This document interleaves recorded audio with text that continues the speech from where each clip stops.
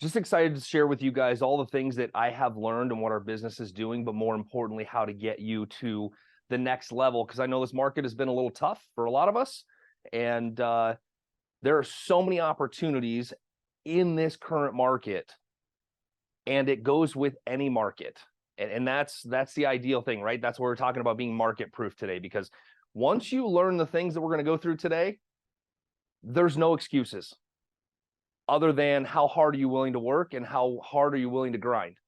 And that's really the key to this. The next real estate agent that I hear can't make any money, can't do any business, it just doesn't work right now. It does in any market, I swear to God. But it's a mindset change. So 2 more minutes, because we're all on realtor time, which is usually 10 minutes late. Yep.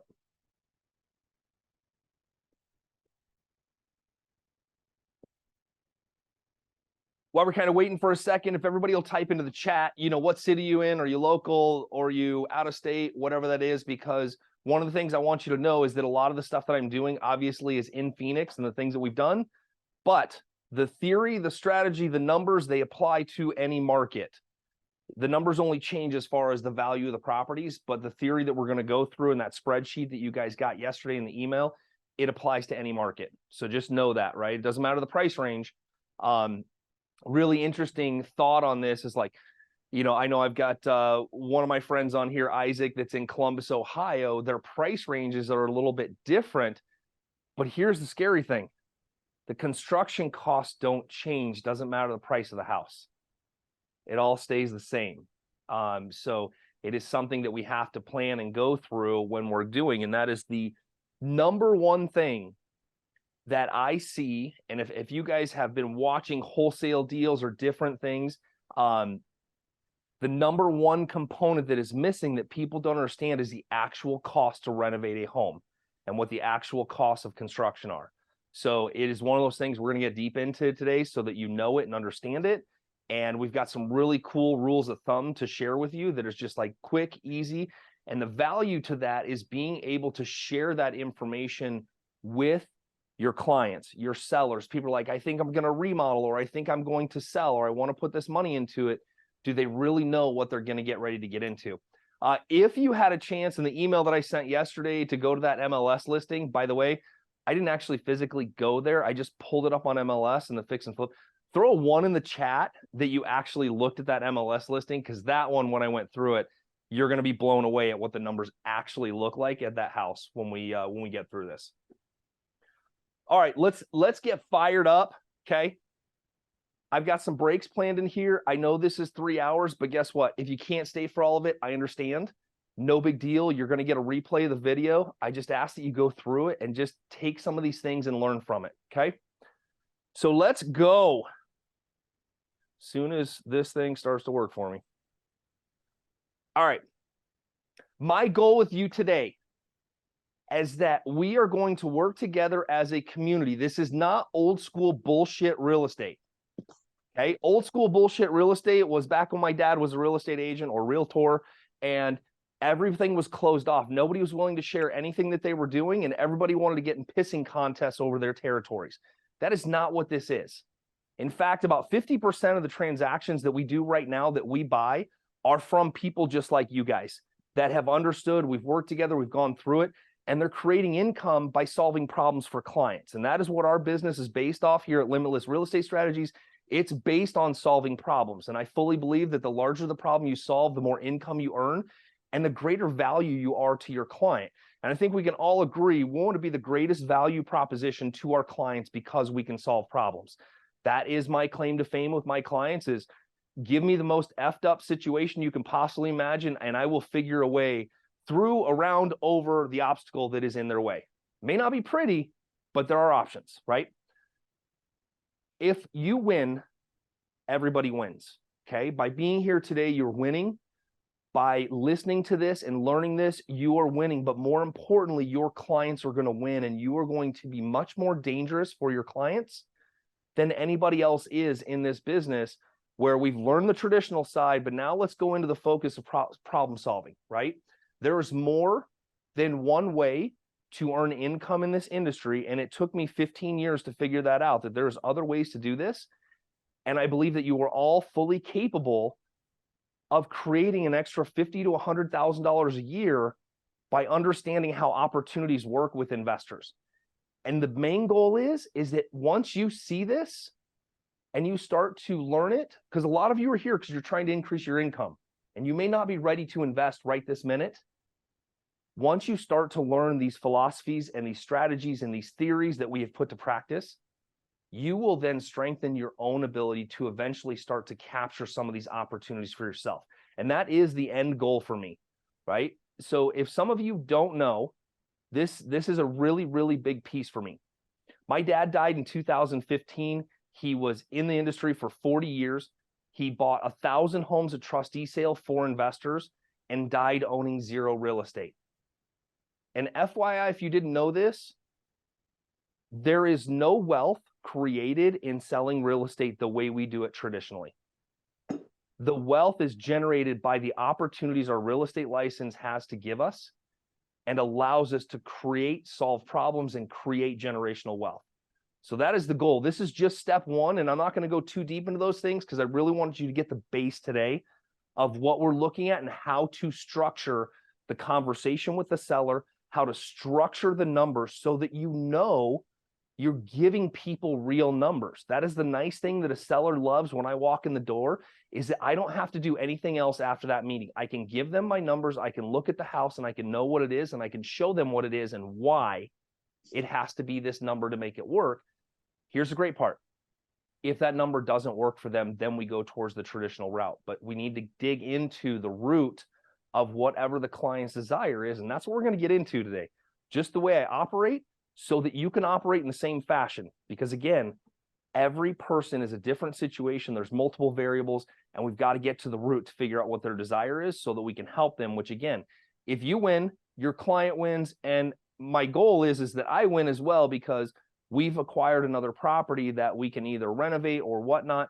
And you have created income, you have solved the problem for your client, and now we're working together on a regular basis. Sound good? All right. This is what I want you to get by the time we leave here. So this is the framework. These are the things, like write notes. I swear to God, like this is going to change your life and change your business and how you look at things, okay? Because as you're driving around with clients and you take this mindset, you're going to see something go, oh, that might be an opportunity. I wonder if I can negotiate that for Steve because he is always a buyer, right? You don't have to be the buyer right now. You don't have to be the investor, nor do you have to chase somebody down and wonder, are they going to want to do an inspection? Are they going to go through this? No, this is straight up. We can make this super easy, super simple. And if you know how I think and know what I'm looking for and know how we operate, it makes it really simple for both of us, okay? All right, I want to change your mindset about traditional real estate. You can create income not just from representing buyers and sellers. You actually create more income in the middle, which is where do I solve the problem? And how do I connect the dots? Okay, that's the mindset we are going to change here. And it's going to change because it's going to make you market proof. No matter which direction the market goes, there's always somebody that has died, divorce, just doesn't give a shit about their house. I bought a house this last week. There's actually a gallon of milk on the counter that has been sitting there for 18 months. The expiration date was February 16th, 2022. Pretty gross, right? Somebody just didn't care. That was a great deal, right? It's going to happen, and that's okay. But it was solving their problem was the bigger need on it. It wasn't putting it on the market. Questions to ask every seller. As you go down the road, we traditionally go in as traditional real estate agents. Put a 2 in the chat if you go in with like, well, it's probably not a binder anymore. That's what my dad used to use. That's what I used to use with an iPad presentation. And it's more about, hey, these are my experiences and this is what I can do for you. Right? We go in with that mindset, and I want to help change a little bit of that by getting to the root and asking the seller better questions to see how we solve and give them options to solve for whatever their desire is. Knowing your numbers on every property. Here's where the real valuable piece is. No matter who you're talking to, whether it's a client that's thinking about selling, whether it's a buyer when you're out showing homes, when you're looking at somebody else's flip, you are going to know these numbers and what it potentially would cost for a buyer to understand it, which gives you greater value and greater knowledge in this department. And it's really important to have this knowledge, because I'm sure that some of you, I know when I first got into it, and now that my wife is the contractor, I really know the numbers, is you're like, yeah, I think it'll be like 15 grand. And you're so far off and the buyers freak out, right? So this is going to give you some great ideas and some great rules of thumb to go through things. It's also going to give you things to consider when you are out there looking with buyers and you're looking at other people's flips, at where they cut corners in certain things. And I'm very, very particular when I'm out with my buyers, when I look at somebody's flip, and I will point a lot of things out that concern me as to how it was done. And it makes me a little uneasy as to where we are going with this property. Okay. I want you to be able to solve for any seller challenge that is there. Okay. There's so many challenges. And when you become a problem solver or a strategist, which is what I claim to be, because that's really what we do, there are times that you meet with sellers like I did last night, where there is some different financial issues going on and there's ways around it to try to keep their house. It may not result in a sale right now, but could it result in a raving fan and how we solved the problem and connecting the dots to solve that problem? One of the things that I wrote was, in my posts and the different things, was how to increase your income by $5,000 to $10,000 a month. And I'm going to show you exactly what that looks like and exactly what my needs are and what I need you to see in the numbers to bring me those deals in order for you to create that income without having to put a sign in the yard, process listing paperwork, all the things that are a pain in the ass. Okay. And I want to market proof your business. There's a lot of us that are struggling right now because rates are high. This is happening. All these things are going on. It's pretty cool to learn this side of it from where you're going to learn today and realize, like, well, eventually I want to be my own buyer. Eventually I want to make my money. I don't want to depend on somebody else to create my income. I don't want to depend on these leads coming in or my team leads coming in so that I can feed my family. Okay. I believe that if you know how to fish and you understand the numbers, doesn't matter what market it is, you'll be able to survive and thrive in any aspect. Also, going through this, you are going to see where my mindset is, where a lot of investor mindsets is. Some of you are working with investors, and I'm going to give you kind of the insight as to what we're looking at: risk, reward, cost of lost opportunity, all the pieces, so that you can have better conversations with people. And when you have this knowledge, it also gives you the ability to have more conversations with your clients about, hey, have you thought about investing in real estate? I have these opportunities. I can do these different things. And again, it starts to grow legs in a different area of your business, which is really important. Okay. We don't want to be pigeonholed into one thing, which is just a buyer and seller. You see, a lot of my clients are being led down the road of keeping their homes and buying another one. And we're continuing to move that direction. So I can take a first-time home buyer and turn them into one house and 6 sales over the next 10 years by guiding in that direction, because I understand the investment side. And I want all of you to realize that you're here now, you're learning at the very bottom, and the numbers are the most important thing. I would honestly say that our industry, and I grew up in it, okay? I am 60 years of family experience in real estate. My grandmother was the first female real estate broker in Illinois. And here's the problem: my family generationally, nobody understood financial literacy. We were good at selling houses and doing all these things, but nobody sat down like, here's how this moves, here's how this breathes, here's how the numbers work. This is what you're investing in. This is what it looks like. We're going to get into that another topic down the road. But today, the financial literacy part is knowing the numbers and how to crunch them and how to have the conversation to get the seller to that point that it's solving their problem one way or another. Sound good? Y'all with me? All right.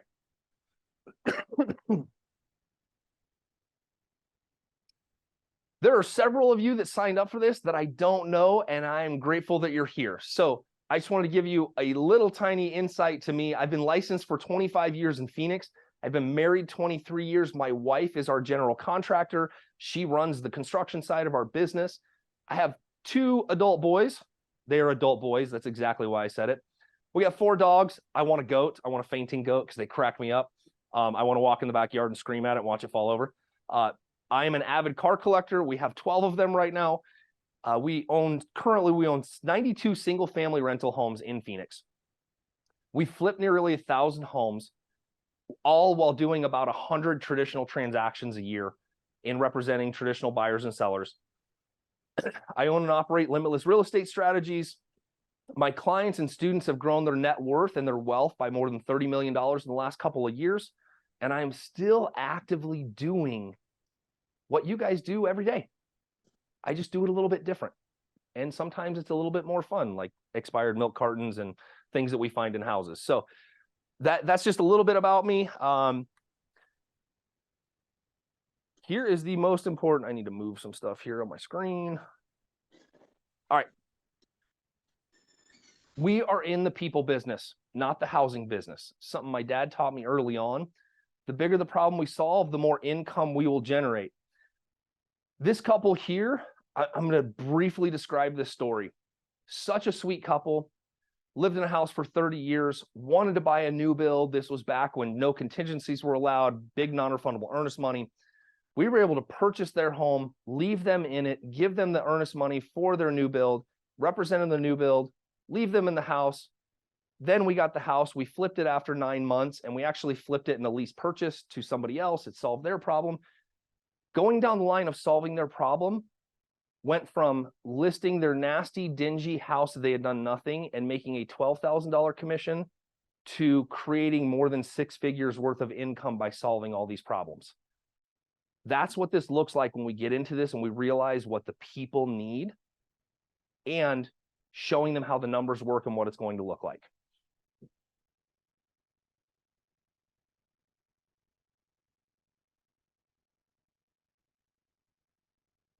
How do we get to the root of the client's desire? You see, I believe that many of us are taught when we go into listing appointments, these normal, traditional real estate questions, which is like, what do you think your home is worth? What condition is it in? Has it been remodeled? Tell me what repairs you've done to it. Where do you want to move? Right? All the traditional things. Here's what doesn't happen when you go down that road. You are not getting to, and some people will ask, well, why are you moving? Some people won't really share with you, right? And sometimes we have to get to the root. So here's a list of questions that I go through. I'm going to give you the reason why. Okay. In order for me to get to the root, or for you to get to the root of where they need to be, I need to ask a series of questions to find out where they're at. And I do tend to tell them like, hey, it's really important. I'm just going to walk around the house, take a look at it, and then I'm going to ask you some questions. Some of them might be personal. You can tell me you don't want to answer it, but there's a reason that I need to know these so that I can help solve based on the variables that we're dealing with. Okay. And again, this is not just creating the traditional sale. I want to know where the seller's at.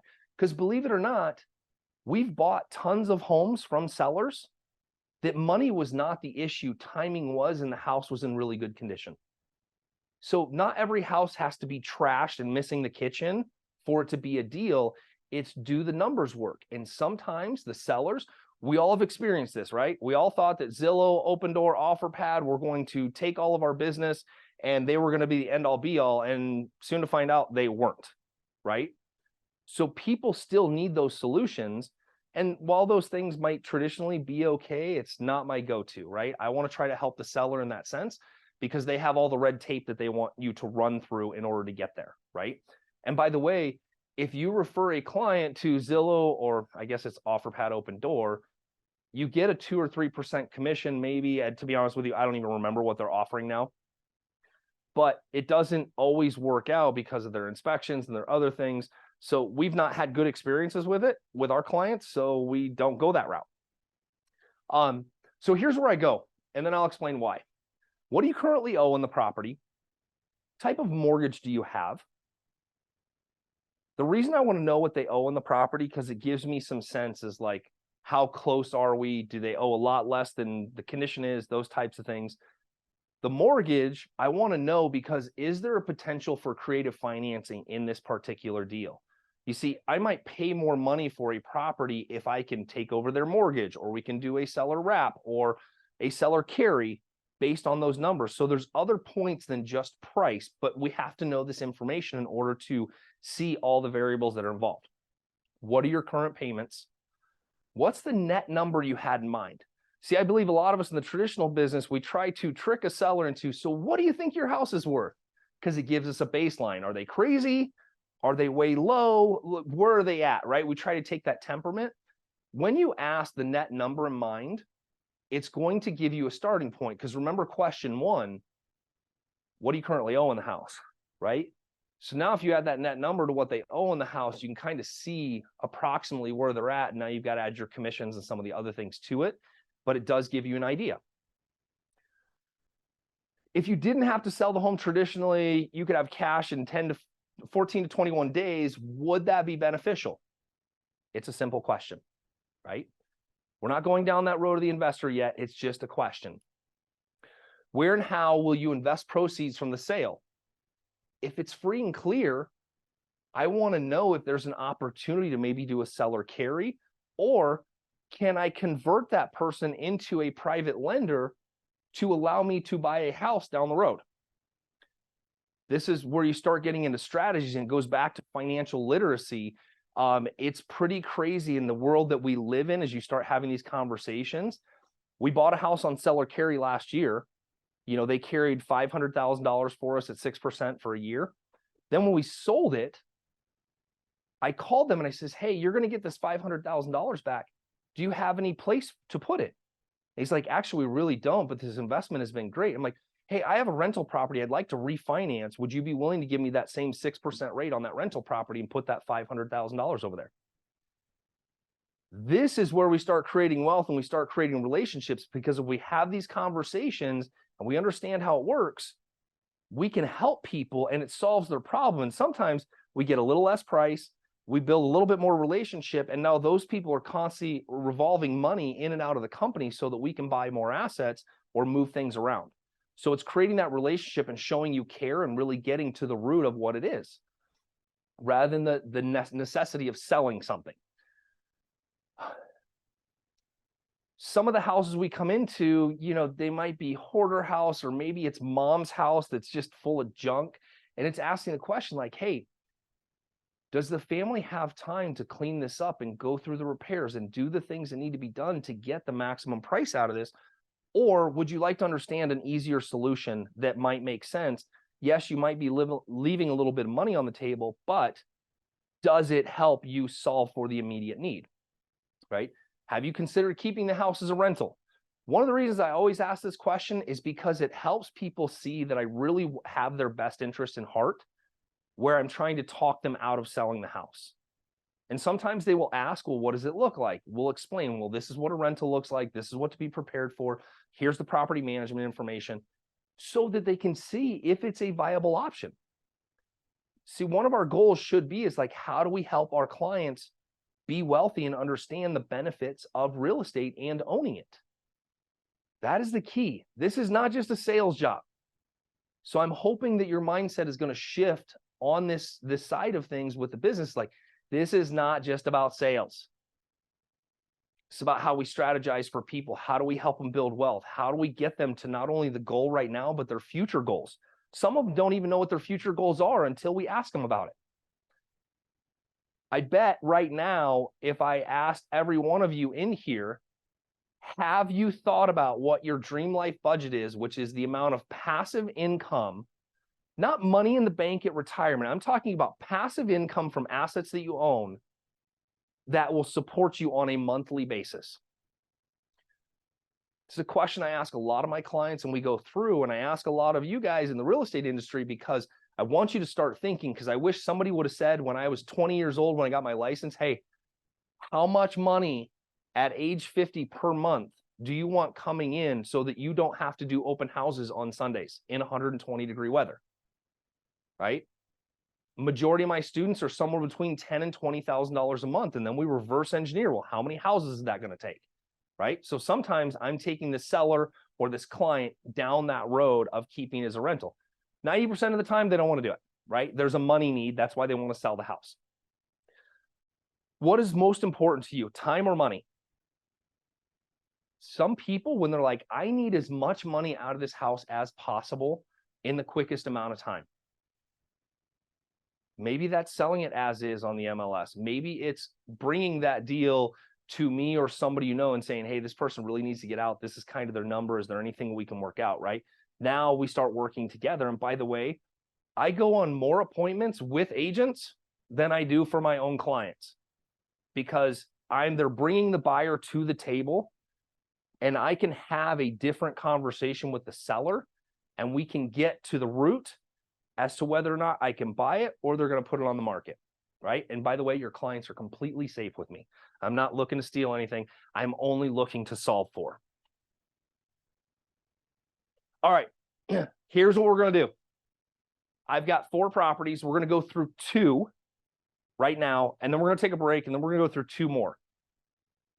On these properties, what I want to do, if you have particular questions regarding this property or this scenario, throw them in the chat. Garrett will read them, and I will go through them at the end of each property. Sound good? All right. This was part of the email that I sent yesterday. And this is where knowledge is power and understanding numbers. And this is no offense to the agent that put this on the market.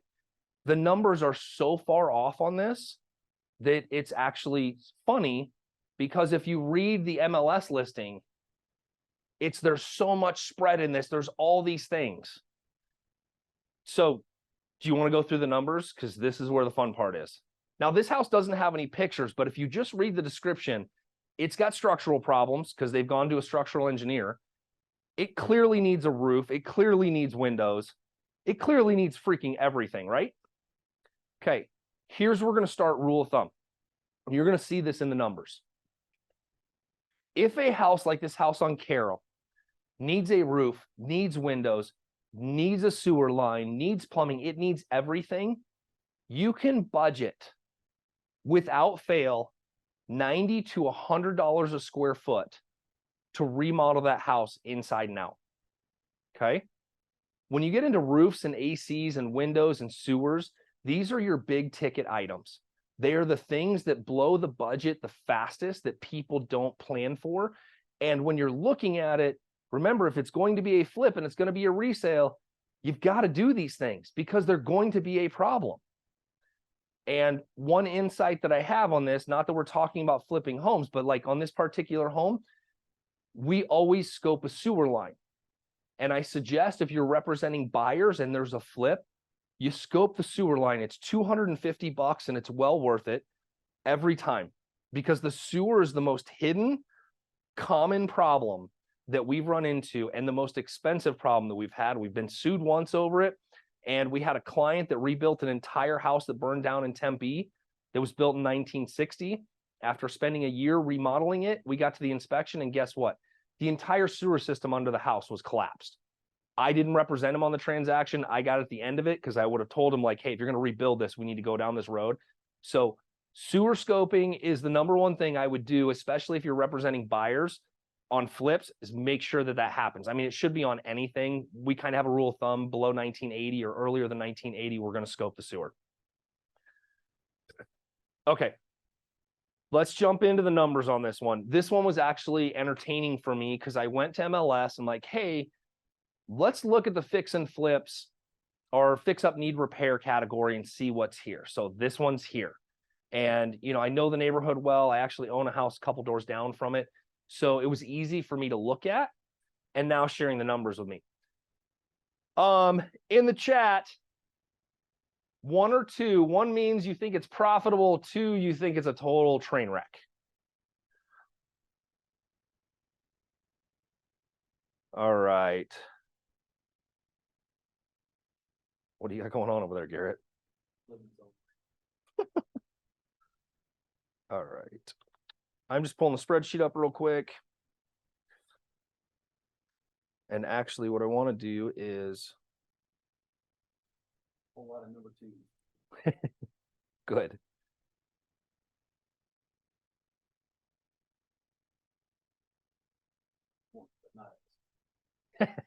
Right?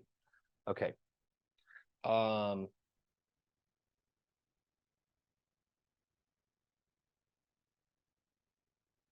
Sorry, guys, I'm trying to switch to sharing the screen for the other piece. There it is.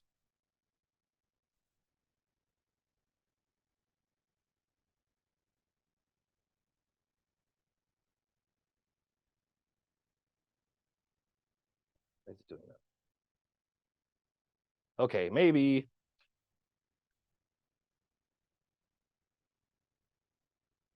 Okay. First of all, let's just talk about comping a property and how we look at things. Pretty simple on Monsoon if you have access to Monsoon. If not, there's some different, tax records, different things you do, or you go to the MLS or Zillow or whatever the case may be. Monsoon's always very easy because it's color coded for me. There's a lot of blue on this one. Blue means sold, purple is pending, green is either active or under contract, right? I just can do a very quick search, which you guys can do as well, is like, okay, so this 330 is our subject property. 2 doors down is 425, and it's about the same square footage, but it has a pool and it's been remodeled. I can use that one comp and go, yeah, this is good. Okay. What you don't want to do when you're doing this, you can't immediately go to the highest comp in the neighborhood. Because if anybody remembers March of 2022, when the market stopped and everybody's like, we're going to kill it on these flips. And it just like dead stopped and they all went to the high side of the comps. There was no room for backup. That is why I don't go to the high side. If I go to the high side, that's risk. If I'm going to the low side, my risk reward is I hope it does better than what it looks like right now.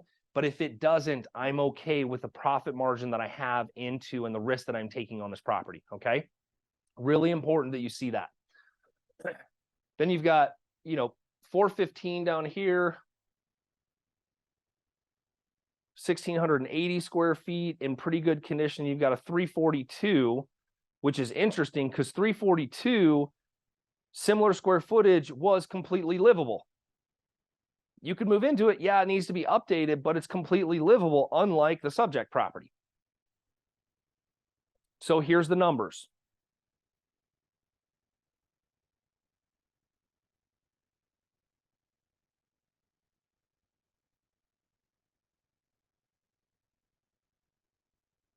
I hope you guys all got a chance to play with the spreadsheet. It was designed for myself and my staff so that we could plug numbers in when somebody sends us something. And I wanted you to have it so that you can start learning what's expected and what the costs are. Because a lot of people leave out like, what are holding costs? Because your utilities, HOA fees, the different things. What is the interest rate? This allows you to manipulate the numbers to see what it's going to look like.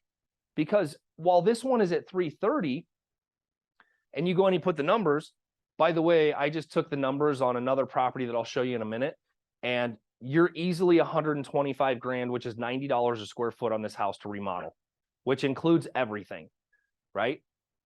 It's a lot of money to put in this house.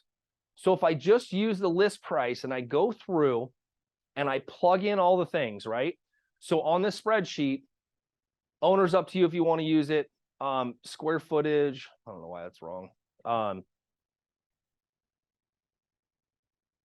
When you do the square footage, it's calculating percentages on the right side of the holding costs. So there's a percentage for utilities, insurance, taxes. It gives you a quick overview. It's not going to be exact, but it does give you a quick overview, okay? 3-bedroom, 2-bath. If you change pool from yes to no, if you watch the right side, it gives you pool maintenance in there, right? If you change it to no, it takes that out.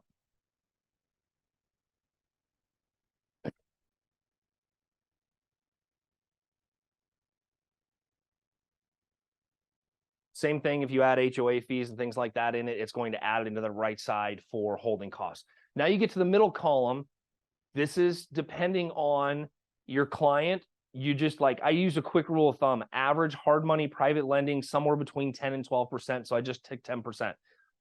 If they're doing 100% financing, which it doesn't really matter to you if they're doing 100% financing or not, it's just a placeholder for money so that they can see the holding costs or you can see the holding costs. And a lot of times I do 100% financing with my private lenders. So that's why I use this situation here, right?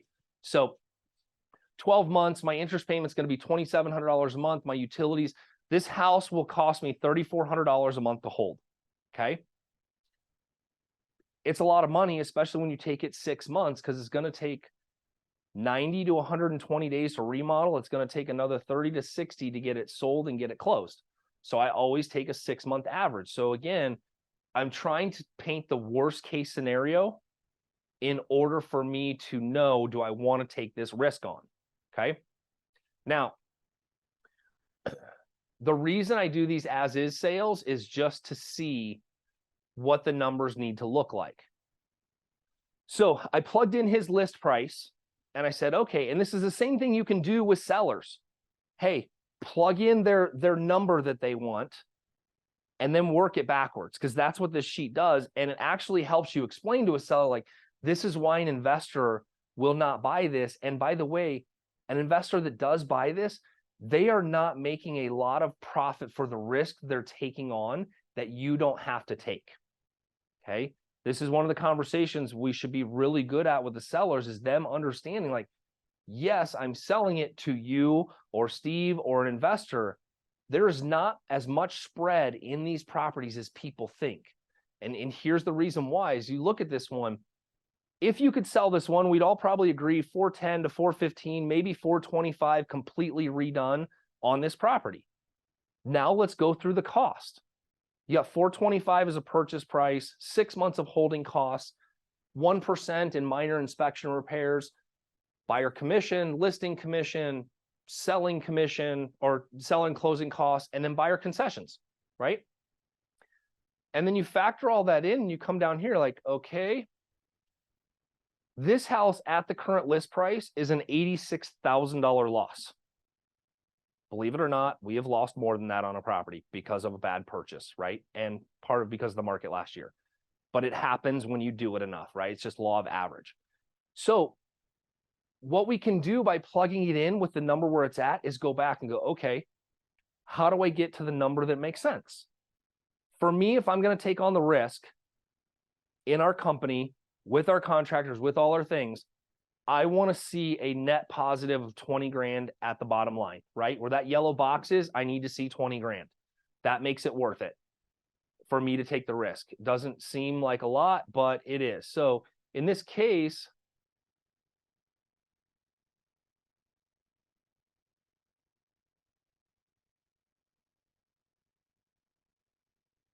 I can go and just adjust my purchase price. Okay. We're getting closer. Now I'm at 14 based on all the numbers that are happening, right?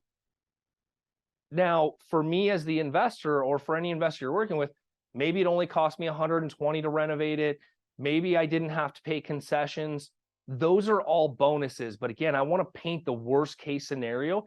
And I'm also being able to show the seller, just so they understand, like, I understand this 230 or this 225 number is really low, but you would have to pay all these same costs if we did it in the as is. So you can go over and show them the as is number, go, well, you know, if we got 270 out of it, well, 2.7 million would be awesome.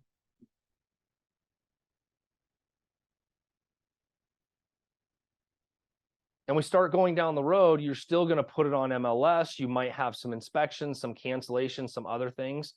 And you're like, okay,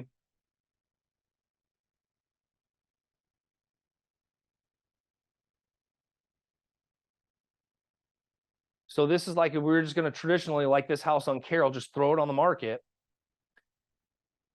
Well, the seller's going to net an extra $9,400 provided nothing goes wrong on this if they sell it at 270. So it's getting them to see that the investor or the person, I really don't like the word investor, because I think most people's opinion of investor is like, you're just looking to screw me. And the reality is I'm just looking to solve the problem, and I have the abilities to do it. And it's the same thing that I want you to be able to do, is like, I have people that I can connect the dots and I can make this go away right now, right? If that serves your purpose, right? So on this particular case, you're now going in and being able to show the seller these different pieces and get to the number of showing them, like, These are all the costs the investor has to hold. These are the commissions they're going to have to pay. These are the repairs they're going to make, and they're taking all the risk to maybe make $14,000, right? That's what we want to be able to relay to the seller. Now, in this particular deal, if you look at the tax records on this property, they overpaid for it. They bought it in June for like $255, and they've already overpaid for it from that standpoint. And it looks like, you know, they had structural engineering and some other stuff. So they threw it out there at $330 to try to make a small profit on it without doing the work. And my guess in this particular instance, they got so far deep into it, they're like, this is going to be a $125,000 renovation. We're going to lose money. Let's just sell it as is. That's probably why it's sitting out there at that. And it's probably not going to sell at that number. Okay. Now, it doesn't mean there's not greater fool theory out there. So it just depends on how you want to explain it to the seller and where you want to go with it. But I think a lot of people that I have bought homes from, they like the ease, the certainty, and they're okay leaving a little bit of money on the table. Now, one of the things that's really important that I get questioned all the time, well, what about your fiduciary duty to get them the highest price? Well, let's finish that. My fiduciary responsibility is to give my seller options and allow them to choose the option that works best for them. And it doesn't always mean the highest price. It could be the most convenient. It could be because I'm leasing it back to them for 6 months. It can be so many different things. My fiduciary responsibility is to help them solve the problem. Some people get this wrong. That my fiduciary responsibility is to make sure they get the highest price out of the house. You got to finish the statement. It's the highest price that solves their immediate need. If the highest price is putting it on the market and sitting for 6 months, great. That's okay. There's income to be generated one way or another, but more importantly, it's how are we serving the client? And if we don't give them this option, they will never know, or you will walk out after you told them like, well, you need to clean it up. You need to get a dumpster. We need to paint this. We need to do this, that, and the other. And then they go call We Buy Ugly Houses, and you lost the opportunity to connect the dots and give them that option. That's why we're here today, right? I want you to be able to connect the dots with me and go, hey, I have something that's potential. Will you help me work through this? Now, some of you are like, well, where do I get paid on that, right? What does it look like? Well, that's the great part about it. You're still getting a commission in this deal. And here's a brief structure on it just to kind of see. If you look up here, we just ran through all these numbers. This one, I took out the fee. Let's say this was not on MLS and you are talking direct to the seller and you've got them negotiated at $230 and you're really hoping to make $7,500, which would be about the same amount of money that you would make putting it on the market as a commission and going through all the stuff, okay? You got to keep your income in mind when you bring us something, because I don't want to renegotiate the numbers, go, well, it doesn't work because there's this money in it. We want to negotiate all the way down. So now we're looking at like, right? The number isn't quite there. So I need to go back to the drawing board and go, well, if I can get this seller to sell this at $220, I can make $7,500 referral fee on this, and it works in the numbers based on what I see. So, and this closes in 14 days.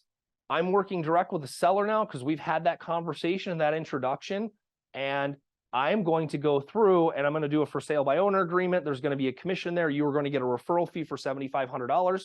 You don't have to process a listing. You don't have to do anything from that standpoint, other than we're going to connect the dots and we've got a deal that we're working on.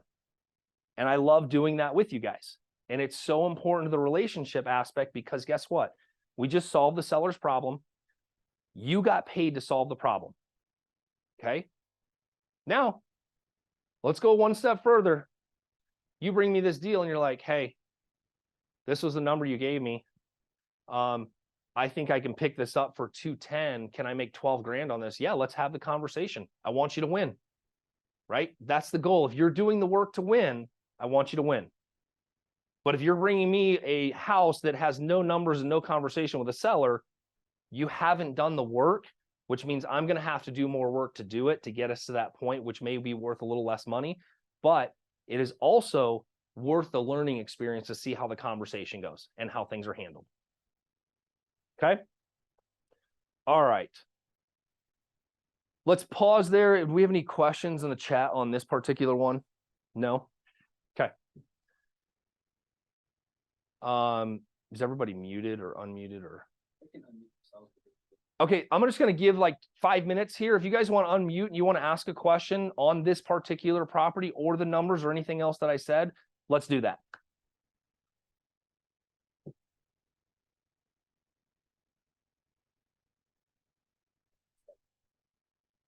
What's up, Anthony? Hey, Steve. Good to see you. So Good to see you. I'm glad you addressed the question about highest and best. Would you ever have them sign like any paperwork saying they were presented these options so that something doesn't come back to bite you? So in the contract, when I write it, number one, it's a for sale by owner agreement, so it reduces any agency lines. But number two, in the contract, I've gone through and it says that I'm a professional real estate investor and the intent is to capitalize on it. Sometimes when they really get into the numbers, I will have them sign off on this sheet that they saw the numbers or presenting comps. You just have to be careful when you're going into that, is how deep are you going to go into all the numbers? I'm okay either way, and here's why. I want them to know all the options and I want them to be able to pick. And, usually there's an email that gives them the 3 options. Hey, you can sell it for this price, this price, this price. Here's the pros and cons of each. And so once you line that out, it's like, well, I would rather just take this money and leave $10,000 on the table and not mess with anything. And that's usually, some of the options that are chosen. Some people choose to do the fix up. So yes, I do outline it all for them. It's usually by email as to what we're doing. Cool, thanks. Yep. Hey, Steve. Go ahead. How's it going, man? Good to see you. Good to see you. So then it wouldn't be on MLS, or you would just get a check cut out to you, or how does that work? If you bring me something. Right. Yeah, so what it is we work that out. I'm going to, like on this particular deal, what I do once we get a net number, I raise the price to cover for sale by owner commission. That commission is processed with a referral fee to you for that amount of money. So it just goes into your brokerage as a referral fee. Gotcha. Somebody asked a question, the likelihood of convenience over money. It's about 50-50. And it really depends. If you're using those questions that we're asking, you're going to get to the root of things and find out, because there's a listening aspect to this. When I'm asking those questions, if somebody's like, look, I need as much money as possible because I have to put my mom in a home and this is all she has left. Now, they still may choose the convenience route because they don't have time to clean up mom's house. They don't have these things, but it's the easiest thing to do, even though it might be $10,000 less to mom. But if you really break it down and they hold that house for 6 months trying to clean it up and go through things, the market shifts, whatever, they could be 20 grand behind. Something comes up in an inspection, right? These are the things that we do need to tell the sellers. Not that we want to paint like a terrible picture for them, but we've all seen it, right? We've seen inspections go bad, people get canceled. Well, not people get canceled, just deals get canceled. And then you see where things fall apart because of financing. And we have to let them know, like, not everything is going to be unicorn and rainbows through this once we get a contract. So it's always ask them, do you want the certain fair number right now that we know what it is? Or do you want to take the risk and maybe some reward of going through inspections, putting the house on the market and closing? And by the way, if there's a $10,000 to $15,000 difference on something from putting it on the market or selling it to me or an investor, how much is their mortgage payment and their utilities, going back to that holding cost, are they going to spend over that 6 months that really takes away from what their actual net number is? So don't forget to utilize that. It goes back to why I ask those questions, because as we're having the conversation with the seller and like, well, and I'll give you a great example. Actually, I'll wait because it's one of the properties that we'll go through on this. It just is one of those things where you have to utilize all the information for people to understand. Okay, that's a great comment. $12,000 is not a wholesale fee. we don't wholesale things. I'm not asking you to write the contract and assign it to me for a fee. That is something we don't do. This is one of the things that I learned to do when I joined Real Brokerage because of our structure, is that I wanted everything to go through the brokerage legitimately, and we don't do wholesale fees. We don't do assignment fees. Everything is on the up and up, and there's a commission paid on the HUD through a for sale by owner agreement. If you have it listed, that's also paid, and we pay a referral fee, not a wholesale fee. Because again, we are dealing direct with seller. Not that you're cut out of it. You still have communication with them. You brought the deal, all the things. We're still working together to get it done, but it is not a wholesale fee. If you are wholesaling, If you're wholesaling and you go buy something, and let's say you pay $200 for it, you got the seller to agree to that, and then this is exactly what the wholesalers do. They tack on 20, 25 grand to it, and then they bring it to you at 235, but you don't get to see all the pieces. That's wholesaling right there. Now, I will tell you that sometimes that works and sometimes it doesn't, but a lot of the wholesalers in this business, if any of you are on here, it is important to understand the construction side of things, because that's where the numbers get lost. If we don't have a base of where the repairs are, that is where the numbers get lost. And that's where things do not make a good deal. And sometimes wholesalers try to take a very big chunk for no risk, right? If at the end of the day, I make 16 grand and a wholesaler makes 20 and they had no risk, well, they're probably taking on better things than I am, but they're only getting those every now and again. And if I'm going to take the risk to own it, to finance it, to take the market risk and all the things, then I'm not paying that price for it unless it's a really, really good deal and they earned their money by bringing me a really good deal. But I think a lot of us see in emails, the spreads, when we look at them and you run them through this spreadsheet, they're junk because they're inflating values, they're lessening repairs. I mean, yeah, you could do it for 50 grand if you want to work on it for a year by yourself, but let's just be realistic. And that's what this sheet does, is it gives very realistic expectations. All right, let's move on to the next one.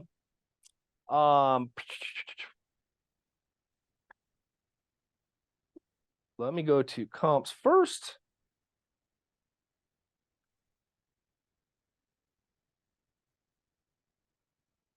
Oh, come on.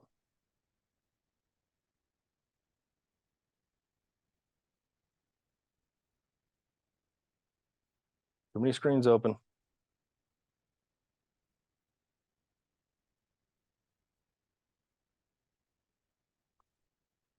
Okay, this is 43rd Drive. Okay, address is there. You can look it up, do all the things.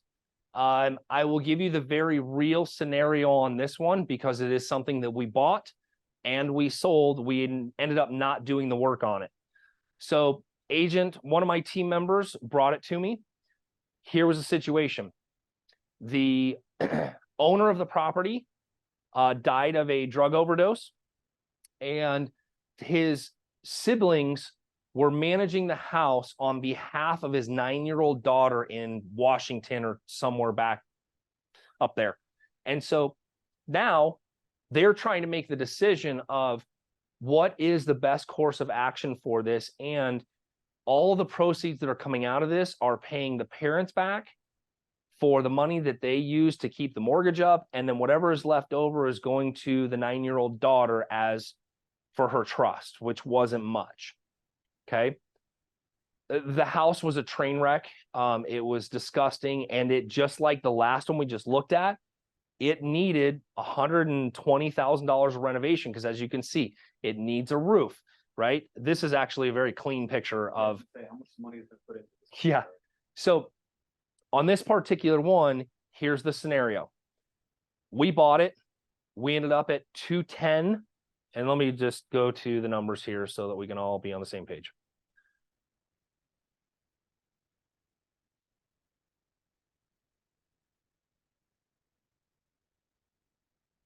I'll go back to the comps on this once I'm done kind of going through numbers. So here's the deal. This is the, nope, let me go to the right sheet. Okay, here was the actual deal and the actual numbers. And then I will break down the as-is numbers in just a second. So we purchased it in February. It's 1,433 square feet, 3-bedroom, 2-bath, no pool. We paid $210 for it. Will you grab my notepad off my desk real quick? Or on my coffee table. So I wrote some percentages down that I wanted to show you. We paid $210 for it. You can see a wholesale fee / commission in there of 20 grand. Here's what happened. I raised the price, I covered a commission to my agent, and I covered a commission to our company. That's one of the things that we do up front, is because I still have a company to run here. So when an acquisition comes in, we pay the company. So don't be all up in arms in that I'm kind of taking profit out of the deal up front, but that's the way we operate our company here. So I got a loan amount for $230, 10%, $2,300 a month in holding. Now, when we buy this house, I go through a 30-day due diligence with Wendy, with our contractor, and say, give me the full bids before we tear this place up. In the meantime, our kids are trashing it out, filling up the dumpsters, and we're having the house cleaned, the landscaping cleaned up, so that it's somewhat presentable to the neighborhood. And if we do decide, let's go, right? We know once that we have the numbers, but I won't start anything until I have the numbers. So when she brought me the numbers, she's like, hey, the sewer's trashed on this thing. It's 15 grand. It needs all new windows. It needs a roof. It needs an AC. So this is going to be a very expensive one. It's 125 grand. So now I start going through the numbers. I'm like, ugh. Okay. And by the way, I got to hold it for 6 months. I have no idea what's going on. So mind you, we were into that thing for 230 with commissions and everything. So we just kind of took it and said, well, what if we cleaned the house up and we threw it on the market at 290?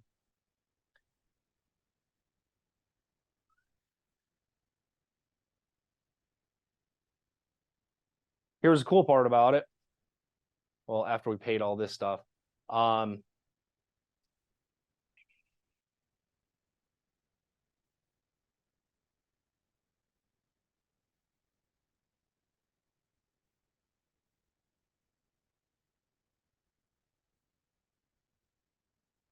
so by cleaning it out and prepping it and knowing what my budget was, we decided to throw it out there. Well, the cool thing is an owner occupant who wanted to fix it up for himself bought it.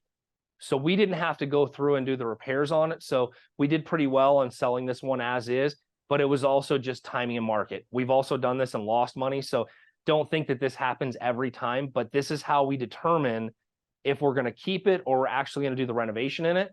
So this number is always, we always lean towards renovation. But again, this one was a little slim and I'm like, do I want to do it or can I just get out of it as is? And so that's what we ended up doing after going through the numbers, because it was a lot more in renovation than what I expected, because my original budget was like 75. And that seems to be the case. If any of you are married, my numbers are always way lower than what my wife is going to spend, especially the grocery budget and the renovation budget on anything. Okay, let's go to the comps real quick on this.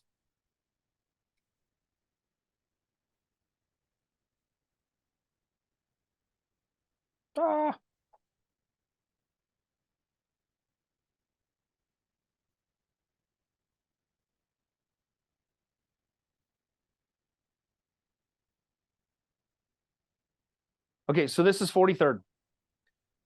It's right here. We sold it for 290. Again, lots of blue in the area, but I started looking at things going 425. We were really pushing the top of the market at 425. The reality is that the top comp was probably closer to 400.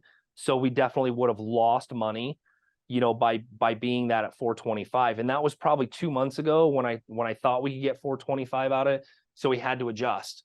And if I had given Wendy the go ahead, we potentially would have lost money based on the current comps.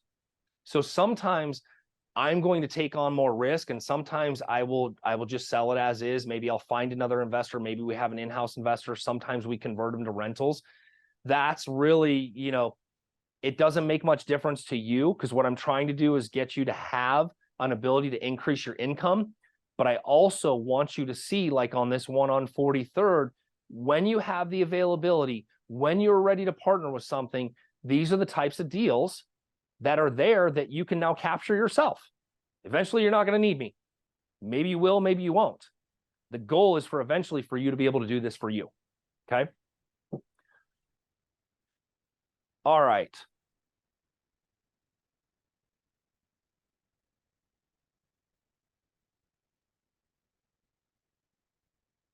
I'll open it back up for Q&A for a few minutes on this particular property. Questions, anything you want to go through, anything in the chat, and then we'll take like a 10-minute break. You got a hand? Oh, 5 minute. I said 10. Are you always running the 90 to 100 a square foot? Or is that just when you feel like there's so much to do? Great question. So these two particular properties are full renovations, roofs, all those other things. If we took these properties and let's say the roof was in good shape, the AC was in good shape, all the major components are in good shape, you can do a renovation. This is going to depend on the area you're doing it in. So I'll get into that in just a second. Is on like this particular house, 1,400 square feet, on a retail side, if we're doing everything top to bottom interior, it's about $50 a square foot. And I'm not giving you guys some sort of discounted fee of what I pay, because my wife is a very expensive contractor and we don't put everything in the same bucket. So I pay her just like you would pay a general contractor. She gets 30% over whatever the cost is to do it, and she gets paid out of our deals, because I don't want to show any numbers that don't make sense and be like, well, your wife's the contractor. I'm like, yeah, and she's freaking expensive. Just because I'm sleeping with her doesn't make it any cheaper, right? So what we do on that is we're about $50 a square foot, which is an easy trigger number. If you're with a client and the whole house is livable, but it's outdated, it's about $50 a square foot to do it. Now you get into some properties in Scottsdale or upper price ranges, you might go to $60 or $65 a square foot, because you're going to have a little bit higher end finishes, those types of things. Here's what's crazy about it. My wife and I used to argue all the time, and it used to piss me off when I get the budgets. How does a 3,000 square foot house in Scottsdale and a 1,200 square foot house in El Mirage, why is the difference in the price of the kitchen $1,000? It makes no sense to me. She says, here's the deal. Same thing with the bathrooms. A hall bath is about the same size in most houses. And just because it's in Scottsdale and just because it's bigger doesn't make it any cheaper or any more expensive in El Mirage. A kitchen's a kitchen's, a bath a bath. The only thing that changes, there might be a couple extra cabinets, a couple extra square feet of granite, and maybe an upgraded cabinet. But I had to start realizing, like, crap, if you tear a bathroom and shower out with a normal single sink and vanity, she's right. The price doesn't change. It doesn't change in El Mirage, and it doesn't change in Scottsdale, other than a little bit of upgraded finishes. Other than that, they're pretty much the same. So you have to look at, like, no matter what it is, if it's a kitchen and bath, it's a kitchen and bath. The only things that truly change in the house by square foot is paint and flooring. Those are the two things. Those are the only things that are true adjustments, because if you're painting a 1,200 square foot house at $3 a square foot versus a 3,000 square foot house at $3 a square foot, that's what changes. Same thing with the flooring. So those are the big differences on the remodels, and that's why we use around that $50 a square foot as a rule of thumb if we're going to gut it.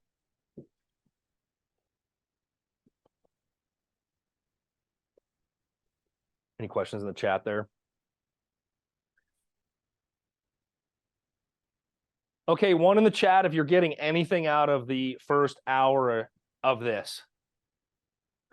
Okay. All right. Just for humor. You guys want to take a break? I'm going to just hang out here for questions and answers, and then I'll dive into a couple of more properties, which are a little bit different strategies, and then we're going to break into some Q&A and really going through some of those pieces. Sound good? 5 instead of 10. Oh yeah, 5 minutes instead of 10. So if you got to go. I am going to do that really quick. Oh.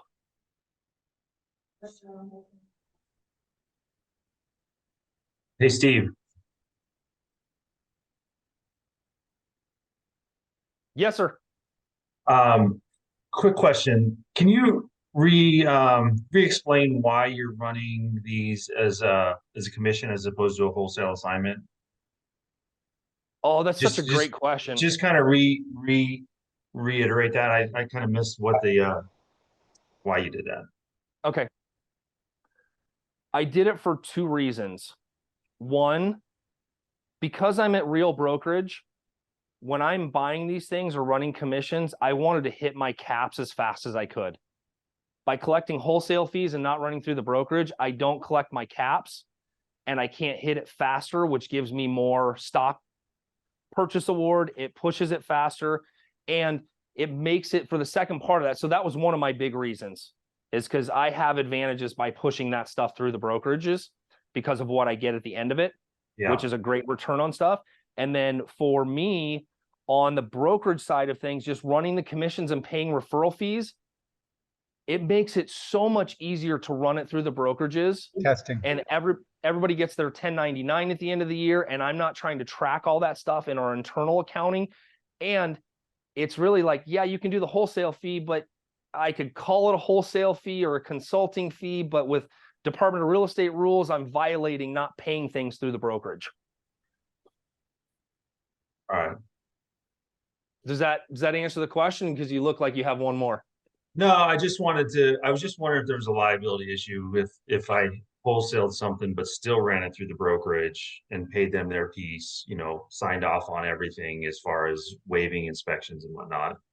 And I was just wondering if you're seeing a liability issue there that I wouldn't be thinking about. No, I don't think there's a liability issue. All of it's in disclosures, but it really comes down to what your brokerage requires, right? And so for me, when the whole, when we went from my home group to Real Brokerage, there was just different things that I was planning for that I wanted to experience inside the brokerage. And again, I don't do wholesaling. I'm always the buyer. So I haven't had to experience like the wholesaling part of it. And I always struggle with it and where it goes and what it looks like and the liability piece of it. So this was just what I found the best way for me to do it and the best way that it works for both agents that are involved when it comes down to it, because everybody's getting paid through the brokerage. Right. All right, cool. Thanks. Uh-huh.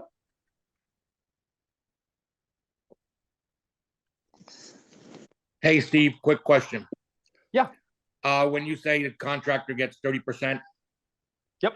Now that's the 30% is also already calculated in whether it's $90 to $100 a square foot or $50 to $60 a square foot, correct? Yes, sir. Okay, perfect. Yep. Thank you. Uh-huh.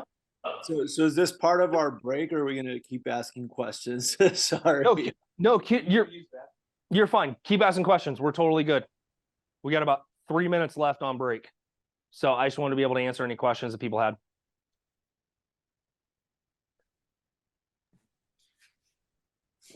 Question: who's your hard money lender? Your go-to guy? Go-to is either LM2 or I've got a private gentleman. His name is Brad Fry, which I can connect people with. Most of my capital is built through relationships. So a lot of my clients are our lenders, and that's a different topic, but those are my two main hard money people, and we can connect those in the email that we'll send out after this. Awesome. Also, do you what form do you use for like subject to? Oh, I don't. When I'm doing a sub 2 or a wrap, the formula is so much different. I mean, it's still, if somebody brings it to me, it's kind of wrapped up. I would rather be the person performing the contracts and the pieces, because I have certain things for myself when I do those and understanding the seller situation, those types of things. So a sub 2 is kind of going to be a one-off. I really don't have a formula with it. I don't do a ton of it. I usually do it with my own internal clients, but I don't do a lot of it outside of that. Is it something you're big into? I'm really interested in it. I've been I'm trying to buy a property once every year. That's my goal for the last like 4 years, and this is the 1 year I haven't been able to do it. So, but I definitely want to start deep diving into that more so, as far as like taking the creative financing strategy. So definitely very interested into it. So Yeah, the wrap or the sub 2, it depends on, you know, which area you came from. You know, I know sub 2 is a big thing with Pace Morby, and that is his claim to fame. You know, in my dad's old days, we called it seller wraps. Same thing. And there's so many different ways to do it. There's also a ton of different liabilities and how it's picked up. And a lot of times on a sub 2, most of the time, it's going to require cash, you know, down payment, cashing the seller out, those types of things. It can get pretty sticky pretty fast. And so it's just something that, you know, you should research and kind of go through. I enjoy them when I can, but they're very few and far between. But they are something that is amazing. They also can be very frustrating depending on how you put them together. You know, because you might have, you know, one of these sellers that you did it with 2 years ago, and all of a sudden they're trying to buy a house and they need you to be out of that mortgage so they can do these things. So you have to have very clear conversations. I really prefer sub 2s on older people that are not looking to get another mortgage. They're moving with family, they're moving into assisted living, and they're never going to need another mortgage again. And those are the things that I like to take over. Interesting story about a sub 2, which I inherited one property from my dad, actually I bought it from my mom. It was a sub 2 that he had, and great house, great cash flow. I think we owe like 80 grand on it. The funny thing is, I tried to refinance it 2 years ago. My dad didn't keep good enough records with the seller's information, like social security number and some of the other things that you need to get access to the loan or having a third-party authorization. I still couldn't refinance it because that lady died 6 years ago and we just keep paying the mortgage. Oh shit. We can't do anything but pay it off at this point in time. So it's kind of interesting on some of those, is making sure that you have a lot of the personal information, or you're added to. One of the things that we started doing on our sub 2s was having the seller add us as an authorized third party on their mortgage. So I can call in, I can change mailing addresses, I can do all those things. And again, it's a very relationship driven for me. So I really only do it with clients that I know and trust and go through. I don't do it with a lot of strangers. Gotcha. But it works, right? Definitely. Lots of people do it. You just want to make sure that you have your system for it. Definitely. Also, I just did a training, what was it? Wealth manage, well, something with wealth. And basically when you do subject to, you got to be careful because the seller can incur capital gains for that. So that's just another thing with subject to, which is kind of dicey. So anyways, thanks for all the advice. Okay, so real quick on that, you know, on sub 2 seller carrybacks, you know, we talked earlier about financial literacy on things, and I'm so in tune with our CPA and understanding the taxes in real estate and how certain things work. This is a real bonus when you're working, whether it's sub 2 or seller financing, any of those things you're doing creative financing. Keep this in mind. When a seller sells that property and they don't collect any money, maybe they collect a little cash, they're only subject to capital gains taxes when they receive more than 20 to 25% of the principal in any given year that they will have to pay that capital gains on what they received. But if they're doing interest only, you're just making payments. Until that note clears out and goes through that, they are not subject to capital gains tax until they start receiving principal. So it is something that's very beneficial for people that to do seller financing, that they might have a huge tax liability. And again, different topic, different time, because it's kind of fun to go through and show people what it looks like.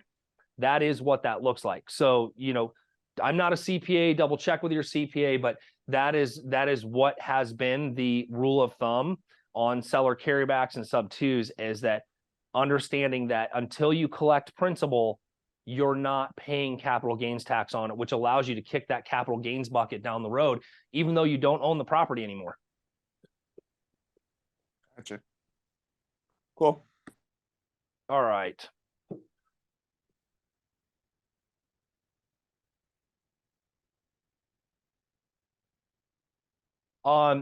Jess, here's the deal.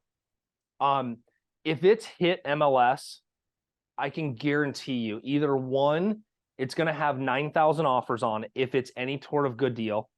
And two, you're already dealing probably with an agent that's playing hero syndrome, which they've, you know, put the house on the market and we're going to get this and we're going to go as is and we're going to go through all these hoops.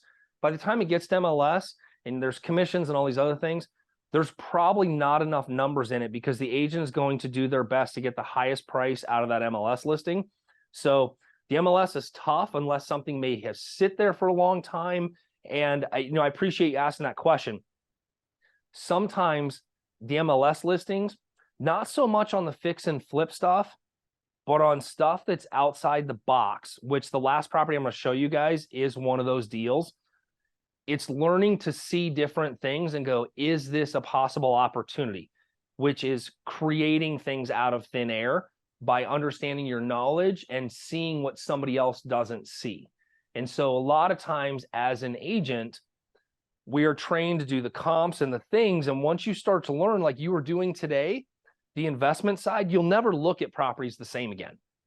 You will constantly looking like, well, I wonder if that can be chopped up. Can that lot be split? Can I demo that manufactured home? Can I do, these are all the questions that I ask. These are all the things that I do while I'm driving around talking to myself in my head, right? So that's a great question. We don't canvas MLS. We're more canvassing, like this conversation and this training right here is to build relationships with you so that we can work together before it goes to MLS. Because a lot of times as agents, we go into the property with a seller and we're like, this would make a really great investment property, but where do I find a buyer for this? Is my only option to go to MLS? Here's what I want you to be able to do in that appointment. I want you to say, hey, you know what? I do have an option. I have a person that would be willing to buy this. Would you be willing to have that conversation with us? It doesn't go to MLS. We sit down with a seller. We have the conversation. We go through the numbers and we figure out if it works. Then guess what? You're not the bad guy. You didn't make the offer. I came in, I gave the numbers. Does it work for everybody? Does everybody win on this deal? And if it does, we solve for it. And see, when I'm there, I also like to ask the seller, like, do you need time to stay in the house? Do you need some lease back? What does it look like? Where are we at? Right? And there's so many different things that I can help. And by doing that, you are also learning for the next conversation or maybe your own next deal, right? So just consider that when it comes down to it. MLS, not a great thing unless you're looking for specific opportunities, which I will show you. Cool? Did I miss anybody else in here? Sub 2, do they retain the exemption for primary residence when they receive final payment? Well, if it was a primary residence, then it shouldn't make any difference, when they receive final payment, because they're just turning it in that to a long-term note or residual. So if they received any additional like income from it, they would have passive income from it, but it still would retain their primary residence.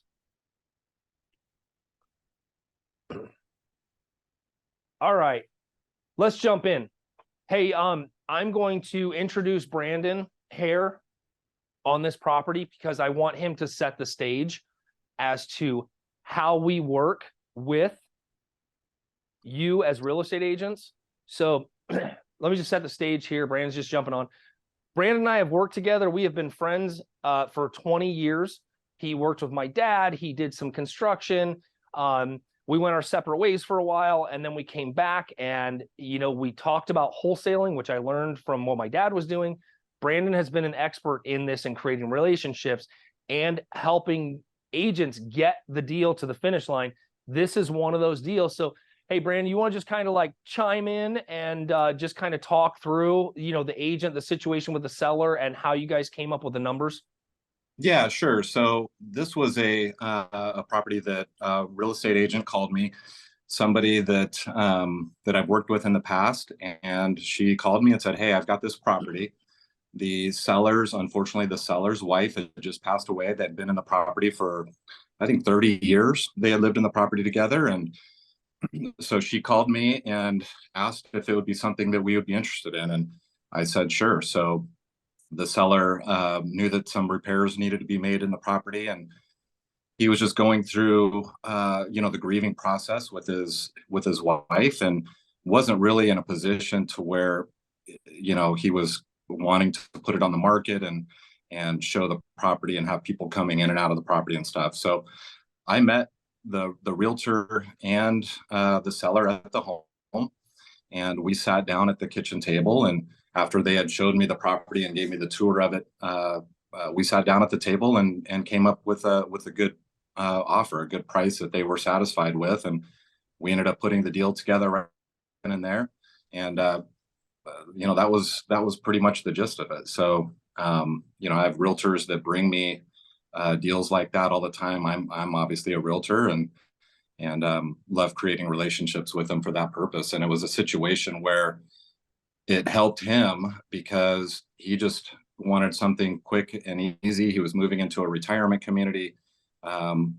So he was just excited to be able to not have to make any repairs on the home, and be able to be out of it and move on with his life. You know, I think we ended up closing on it within a couple of weeks or so, and he was able to move on. So it really worked out for him.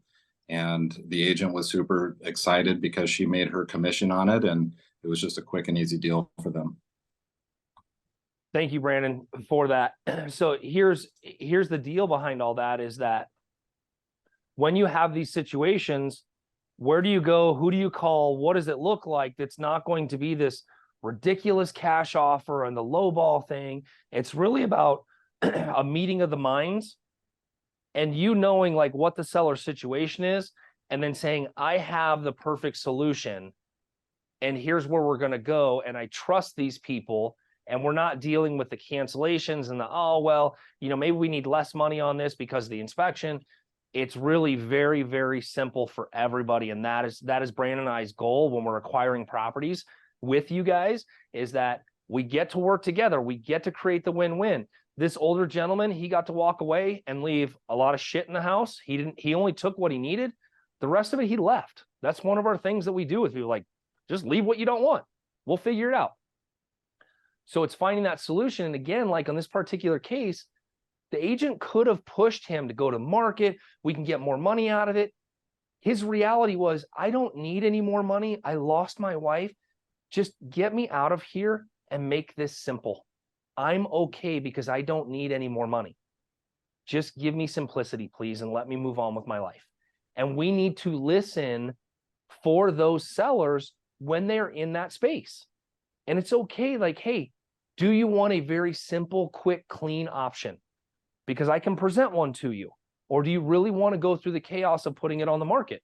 And we can all agree that sometimes putting a house on the market seems like it's going to be super easy and it turns chaotic, right? This guy's 82 years old and he's got to hire somebody to clean the crap out of the house. He's out of the house. The contracts are going to come in. They're going to get negotiated. Then the inspection. He didn't want to deal with that. And it's okay as real estate agents to paint that picture, right? Some people are okay going through it. Some people don't want to. And it's our job to help them and guide them to a state where it makes a win-win situation for everybody, including yourself, right? Because here's what you just got paid to do. Here's how you just earned your income. You connected the dot and you solved the problem for the seller. You deserve to earn an income for that. It doesn't matter that you didn't have to do all the paperwork and go through all the things. What matters is that you brought a solution to the table that solved their problem. That's the key, right? And the goal every time with Brandon and I is that we are all creating an income. We are all solving a problem, and everybody gets to smile and walk away. Because here's the deal. If anybody feels like they are getting screwed in a deal, I don't want any part in it. That's one of the reasons that I don't work with a lot of wholesalers. If any of you are wholesalers on this call, no offense, but I have dealt with a lot of them, and a lot of them are sleazy. And I hope that you will change that in what you're doing. You know, if you are wholesaling, you're trying to solve the person's problem, not screw them out of their house so you can make 10 grand because you're desperate. Okay? We are dealing with people and their lives and their finances. And yes, while some people will leave money on the table, it doesn't mean we have to rob them. That is my one thing that I have. And I just bought a house recently that I watched a wholesaler, which really is frustrating.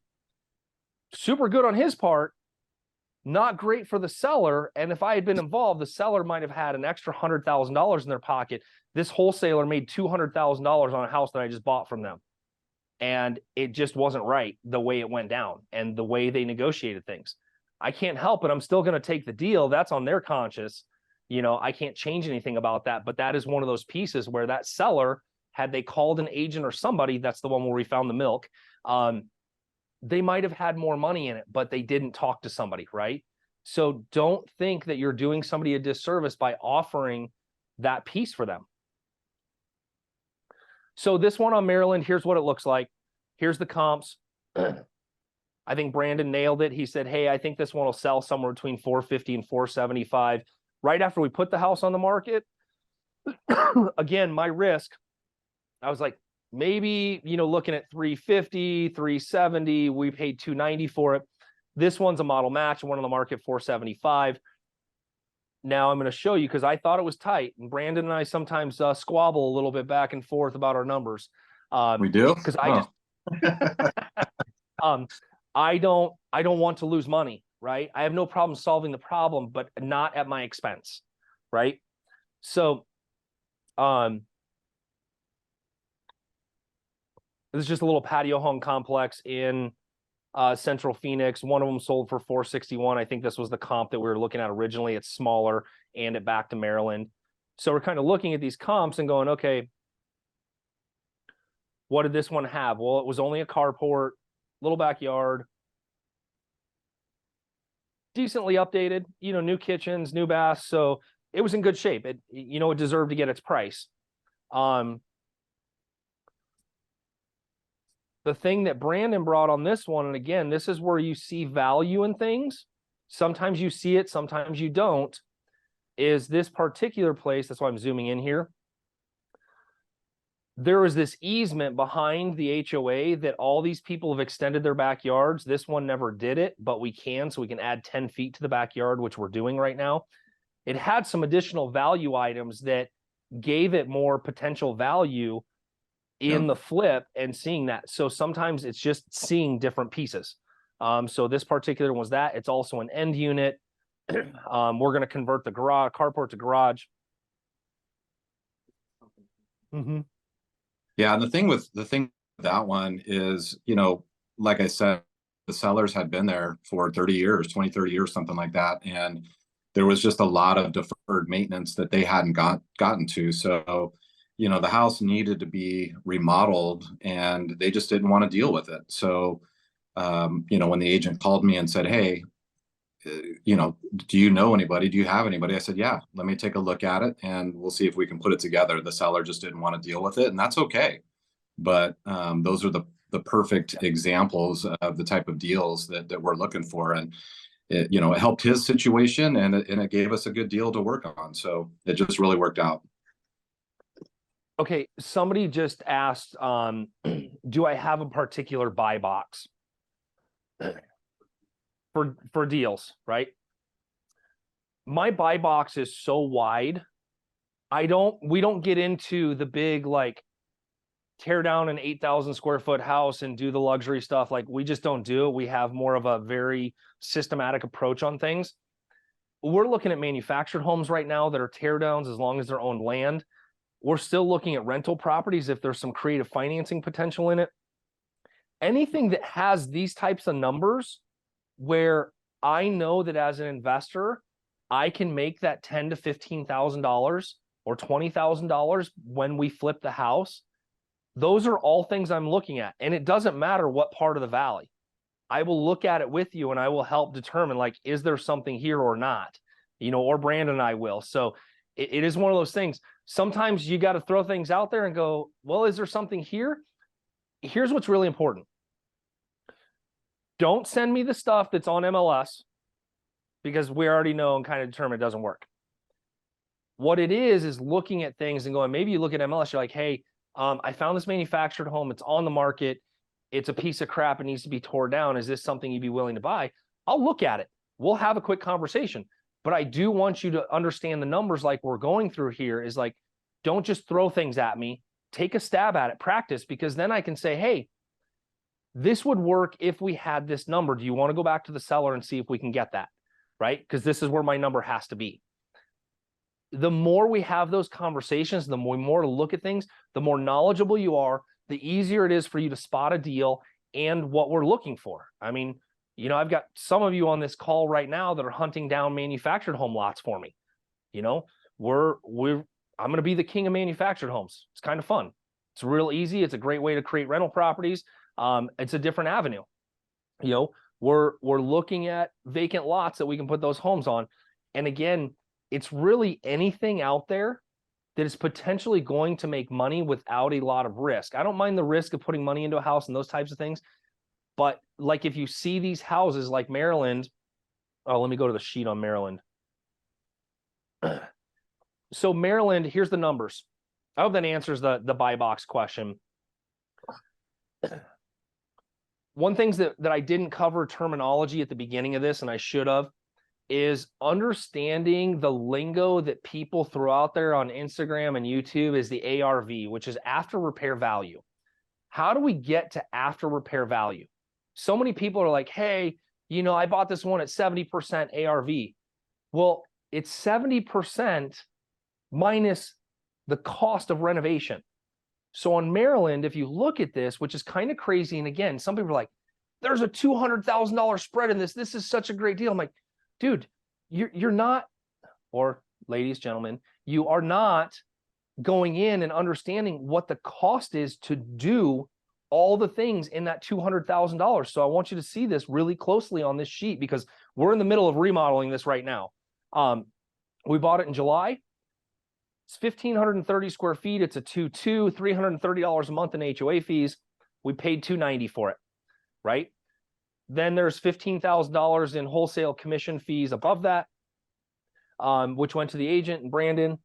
And now I've got a 10% interest rate. It's costing me $3,400 a month to hold that house. This is a house that doesn't need a ton of exterior work. It's all interior. So when I look at it, it's should have ran this number before.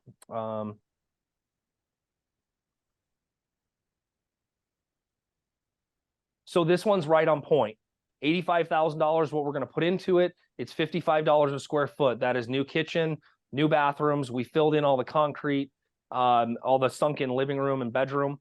So there's a little bit more cost there, and we're extending the backyard. So there was right around the perfect budget for it. So I'm taking that pending comp and saying 475. It's model match. It's on the same street, back to the same bigger backyard. So, and it was remodeled. So now I can safely say, okay, 475, 6 months of holding, 1% inspection, buyer commission, all the things that we talked about. This one has a little bit of meat on it, but it also gives me some safety room if something goes wrong. If Wendy's budget's off by 10 grand, I'm not losing money. Hopefully we hit the number, the budget's less, not more, and we sell it in less time. But again, that's the risk that I am taking. It's always great when people look at these sheets like, oh, you made 33 grand on that deal. I'm like, yeah, but I lost 50 grand 2 ago because something happened in the budget. Something wasn't planned right. So it's not all a cakewalk in this part of it. And again, this is a lot of risk. So, you know, a lot of people are like, I want to fix and flip homes. Sure you do.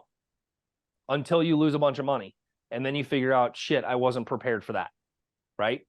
But right now, I think there's a lot of people that could really use the bump in income and a different strategy in their marketing and how they want to get there until they're ready to start investing. And even then, I would rather you start collecting homes like the gentleman said earlier, one a year where you buy this really good deal. Again, different topic. I just want you guys to know the numbers because I can go 100 different directions with this stuff.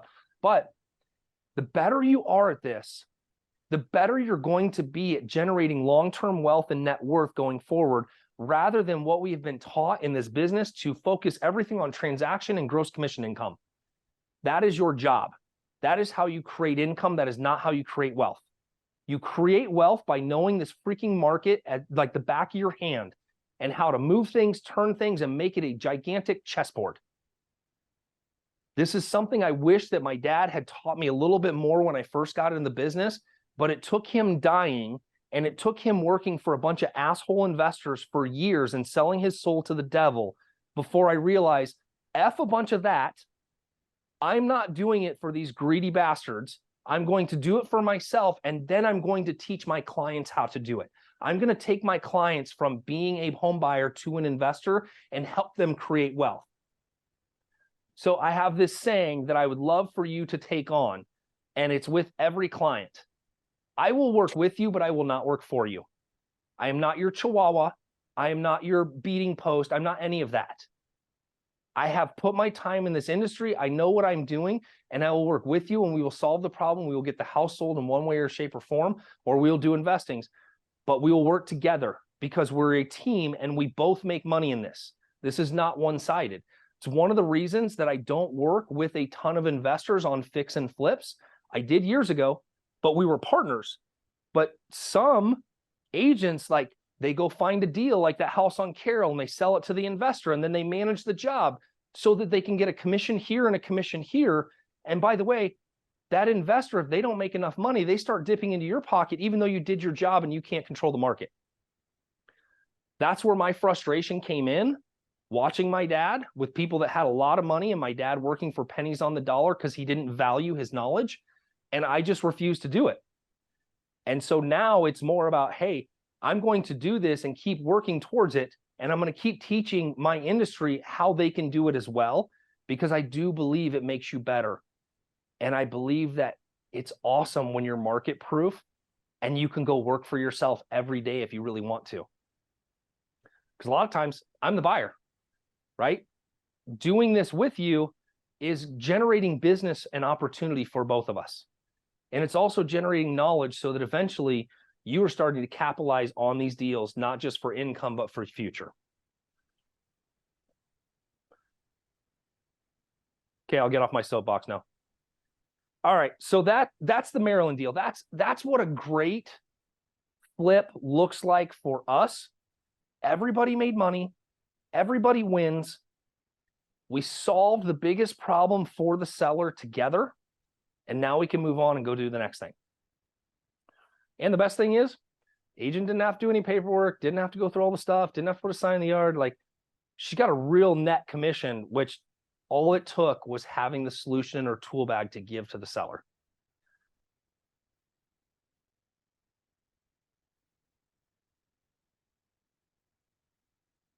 All right.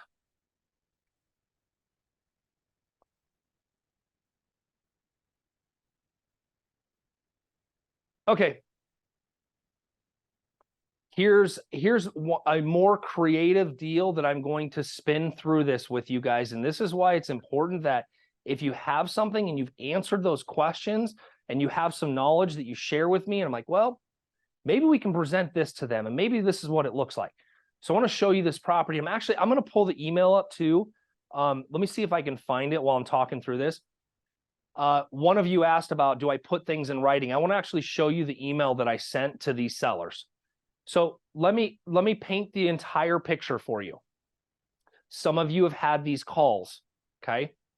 And I want you to see this from your perspective in this way. When we're done with this, I'm going to show you how we work together, but you end up taking the property, okay? Some of you really need the guidance when it comes down to one of these deals because you potentially don't have enough knowledge yet to ink it. You might get yourself in trouble, but there's a way that we work together where I'm getting a consulting, you're investing in a consulting fee with me so that you can keep the house and move on. And that's what I want you to do eventually. That is the goal. That's the goal of you guys being here, is having this knowledge so you can start moving it for yourself. Okay. And by the way, this part of the business is so much fun when you're really solving for the problem. So let me paint the picture. My lender, Kelly Zitlow, she referred these brothers to me, and small world, we ended up having mutual friends, different things. This is their mom's house. It's in a manufactured home community over at 67th Avenue and Paradise Lane. I'm eyeballing this neighborhood because I'm starting to see where people are scraping these and building stick builts, or they're putting new manufactured homes in, all the different pieces. So it intrigues me because it's a very valuable square mile that has crap on it, and it can't stay that way forever because it will turn. As it's turned around it, you start to see it turning internally. So they brought me the house. It was built in 85. So one, it's financeable as a manufactured home. Two, mom just moved into assisted living. here was the question that I asked, and these are like really important questions, is I started to ask about mom. I took my eyes off the house. I'm like, oh, well, tell me about mom. Well, she's in assisted living. It's costing about $5,500 a month, and she has about $2,500 a month in Social Security. So our goal is to sell the house so that she has that X amount of dollars to cover the difference in her assisted living care per month. I'm like, okay, cool. So let me, I want to understand this clearly. When you sell the house, you're going to get somewhere between $200,000, $250,000, just depending on how we do this. And that's $36,000 a year, which means that your mom has enough money to last about 5 to 6 years on the current care if she doesn't have to be adjusted, which they were concerned about. I'm trying to see where the root is. Okay. Remember one of the questions I asked, like, what's the root of the problem? What's the root of what we're trying to accomplish? On this particular case, there was only one number that stood out to me. Mom's short $3,000 a month. That's it. It's the only number. I'm not looking at the house. I'm not looking at the sales price. It's one number that is the root. Now, let's solve for the root in multiple different ways.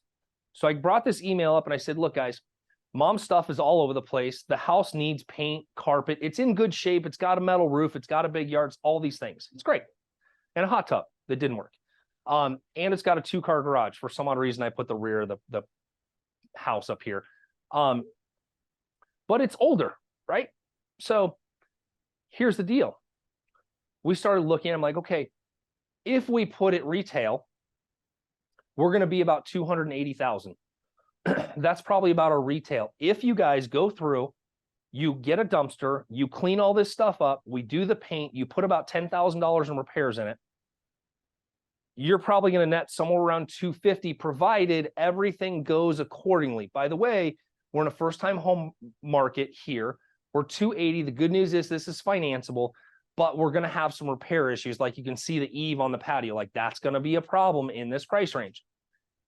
I'm not trying to tell them it's going to be the worst case scenario. I'm just telling them, like, these are the things we need to be prepared for, because I don't want you to be mad at me because you did all this work for 6 months to all of a sudden realize you could have been done with this 6 months ago for a little bit less money and less headache on your part. Because a lot of times families don't want to mess with this stuff. They're like, dude, just make this clean because we are too busy to deal with. That's exactly what they wanted. Because when I started going through with them, I'm like, okay, we got 3 months to get this cleaned up.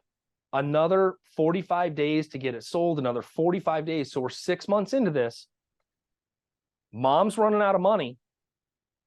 And the two of you in your busy jobs and careers on the weekends are coming over here trying to clean this out enough to get the repairs done. So these were all the things that led up to having that conversation to that $3 grand. I'm going to see real quick. Give me 2 seconds. I'm going to see if I can find this email that I sent to them.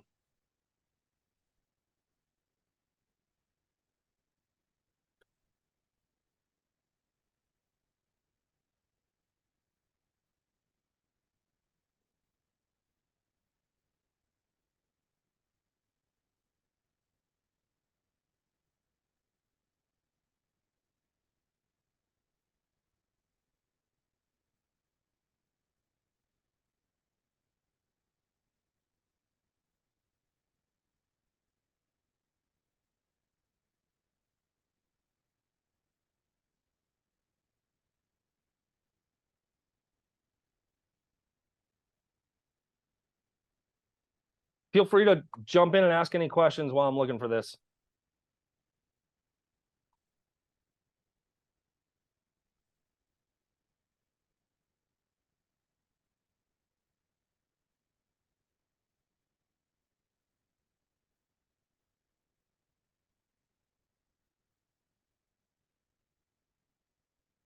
Buy this no inspection. Yes. I did buy this with no inspections.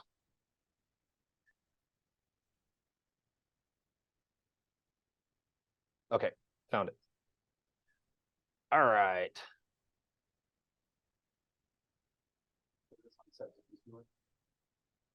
It's on septic.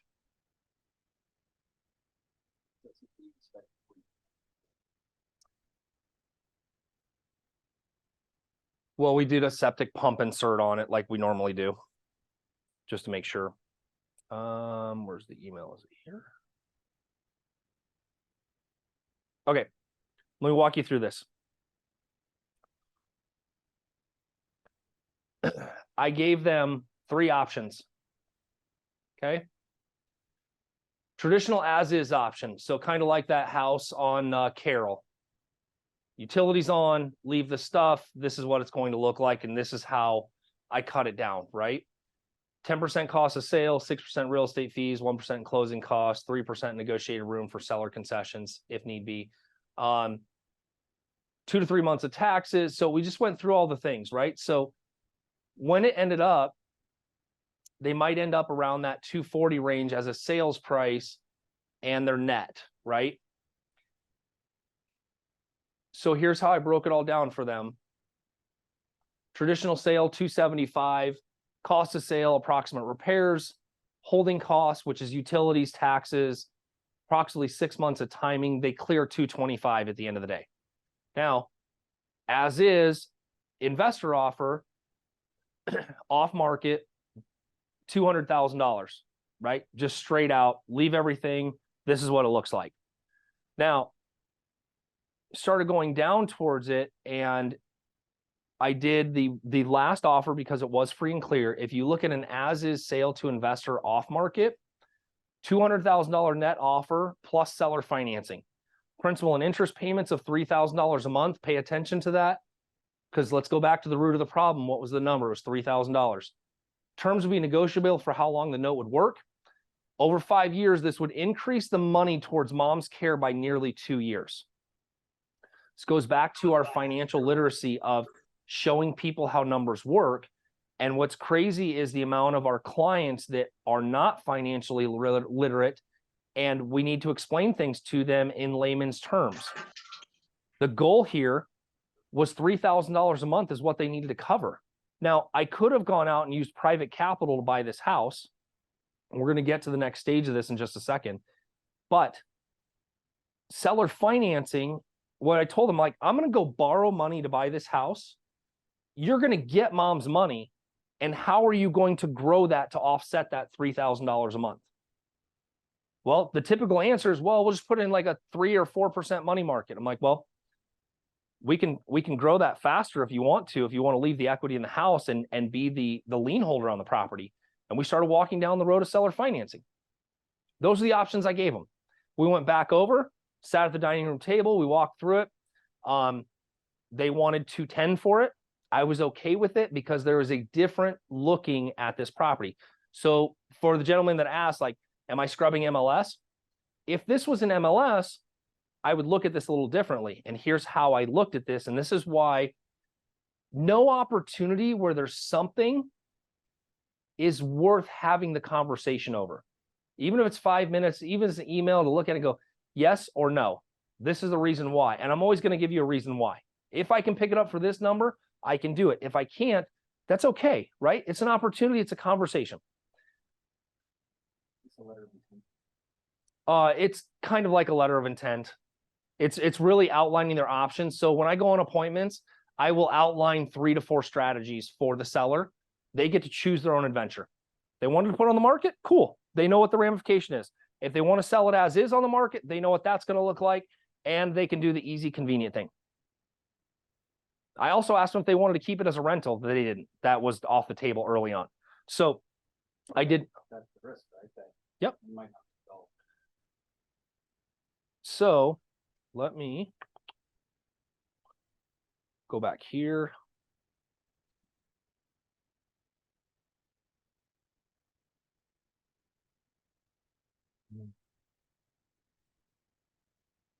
All right, here's what I did with them. We paid $210 for it. I have 5% interest on it as a seller carry, but I did a principal and interest payment. So I'm reducing the principal of the note by $1,000 a month. So it's not going to cash flow for me, but it was intentional, and I'll show you why. The $3,000 was the number they needed to make mom comfortable, and we extended her assisted living care money by about 2 years by doing this for them. without the risk of the market changing, stocks, any of that other stuff. Where's it got to go? It all stayed put. It worked really well for them. They were super happy with it, right? So my holding costs on this with the current note, not including the $1,000 principal reduction, is $1,300 a month. Now, here's the retail side, $280, $15,000. I didn't put all the commissions in. Here's why. I'm looking at my equity position at the end of the day because we kept this as a rental. And there was a reason why we kept it a rental, which leads back to the conversation of what about the MLS stuff? It's getting to see like what are options and what do things look like. So here's what I saw in this house that most people will not see. I was able to pay probably about, what did I put on here? I think I paid 80 cents on the dollar for this house, right? Take the commissions out. I got about a 10% discount on it. We're going to keep it as a rental, but I also got seller financing, which made it simple. I have a gentleman right now that specializes in lot splits. This house is a 14,000 square foot lot. It can be split. I can remove this home. So while it's being rented for the next 12 months, the lot is in the process of being split, and 2 new 1,500 square foot manufactured homes are in the process of being ordered. So when it's all said and done, I basically paid $100,000 per lot. I will put 2 new 1,500 square foot homes on it that will now produce $4,000 a month in gross revenue as rentals, and they will be brand new. This is where the outside the box, the creativity comes in, and it's learning to look at those things like, is this lot splittable? Is it big enough to do it? What does the neighborhood look like? This is where some of the MLS deals were like, is there something here, not something here? What does it look like? So that is some of the stuff that, you know, if you watch me on Instagram, I'm always doing the crazy. Nothing is ever super traditional. It's always outside the box. You don't need to be there yet. What you do need to do is question the property and go, is there something here? Is it at a price that potentially works? And should I send it over to Steve and can we make something happen? Right? And again, the more you practice, the better off you are. So that's what this house will turn out to be down the road. So if any of you are operating or looking at, you know, maybe you set up a search in MLS, right? This is one thing where you might find an MLS is owned land for manufactured homes. I will look at those all day long. And it's okay if it's in MLS for you to call the agent and go, hey, I've got a buyer. This is me, right? I have a buyer. What do you think the lowest price you'd take, you know, for cash, or you do terms, right? Negotiate it out on my behalf. Get it to a point that there's a conversation, then bring it to me and go, hey, I've got this deal. This is kind of where they're at. I talked to the agent. Where do we go from here? That's the fun part, is like, if you're not working with a buyer or seller right now, you got a buyer all the time. If we can just make the numbers work. And like I said in my post and everything else, if you want to increase your income 5 to 10 grand a month without representing a buyer or seller, you can absolutely do this if you will just focus and spend some time on it. Whether it's each day or once a week, the more you do this, the better off you're going to be. And the better off when you're out with clients, when you see something, you're like, oh shit, I need to write that address down because I need to come back to it, right? Because there's something here. And that's where these things come from. And that's where the preparation starts happening. It's, you know, I was with clients showing homes in Sedona, and we looked at a subdivision. I'm like, this is a mixed use subdivision. There's manufactured homes and stick built. There's a lot for sale. Well, I just installed my first manufactured home, so I understand the pricing and the routine of it and what it costs. I'm like, there are 1,500 square foot, 20-year-old manufactured homes in this community that I just showed for $550. That lot is $100,000. I can put a 2,000 square foot manufactured home on it for 200 grand, making it a $300,000 property. There's a pretty good profit spread in that. But in our case, we're going to keep it as a rental for different purposes. But this is where you start getting really creative and you start understanding the zone of genius, that your real estate license and the knowledge that you have and how to comp properties, how to look at properties, and the knowledge combined with what you learned today, how does it change your perspective and how does it change your value for your clients, for yourself, for your future? That is the important part of understanding these numbers and using the spreadsheet that you all got. And if you signed up for the class, you got the email yesterday with all this stuff in it. And I would I would practice it. Practice it with clients' homes. Show them the difference. Like, if we did it this way, this is what it would look like. You can actually take this sheet. So let me share with you how to use this in like a seller situation, to where you can point out the numbers, right? It's easy to do a net sheet, but the net sheet doesn't have placeholders for all this stuff, right? So I'm gonna leave out the date purchased. I'm gonna take this same deal and go, okay, we're going to change it to where I want you to picture this. The seller has these holding costs now. So you're putting in the stuff that the seller has, right? So let's say they owed $170 on this house.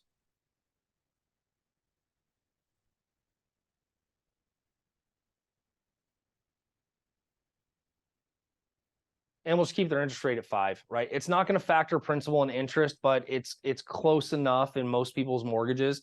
But on this one, you're like, okay, so seller, it's probably costing you roughly $1,200 to $1,300 a month to hold this. And if you go through and we can sell it for $280, and you have to put $25,000 into the house, well, not $250, that would be awkward. It's going to take you 4 months to clean it up, get everything ready. We're going to factor in 1% for inspections, 3%, 3%, or however you guys want to use percentages in there. Because of the price range, you know, you got 1% seller closing costs, you're probably going to have some concessions. So we'll take a bottom of the road, right? You've just showed the seller what the flip looks like for them to do all this stuff. Okay. It's factored in their mortgage payments, their holding costs. Because a lot of times we're going through numbers, we're not factoring in the seller's mortgage costs and things, which is really going to come out of their bottom line if they put it all in the same bucket. From today, going forward, this is what it's going to cost you, and it's coming out of the bottom line. And sometimes we don't factor that in, especially with people with really high mortgages, where it's like, God, it's going to be 20 grand worth of holding costs. So am I better off just being done with this rather than continuing to go down that road? Okay. One of the rules of thumb when you're dealing with sellers, which is really important, is if we put $1 in, we want to get 2 out. If you're going to invest in $1, you need to get $1 return on, or else it's not worth it, because there's risk, there's headache, there's timing, there's contractors, there's all the things. Okay. So in this same scenario, if I go to the seller and I'm like, okay, what if we just sold it as is? Well, let's take 1 month.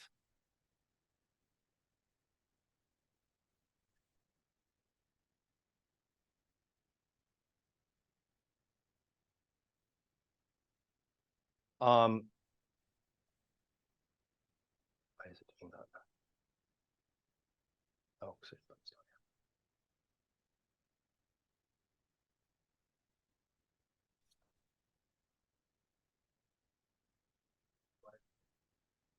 Right.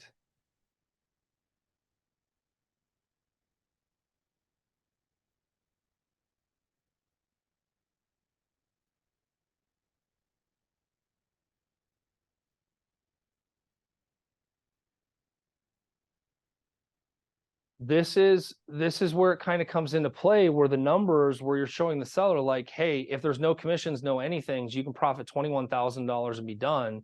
You can take the risk on the 47,000, just depending on price, right? Because there's no guarantee on what we're going to get for sales price.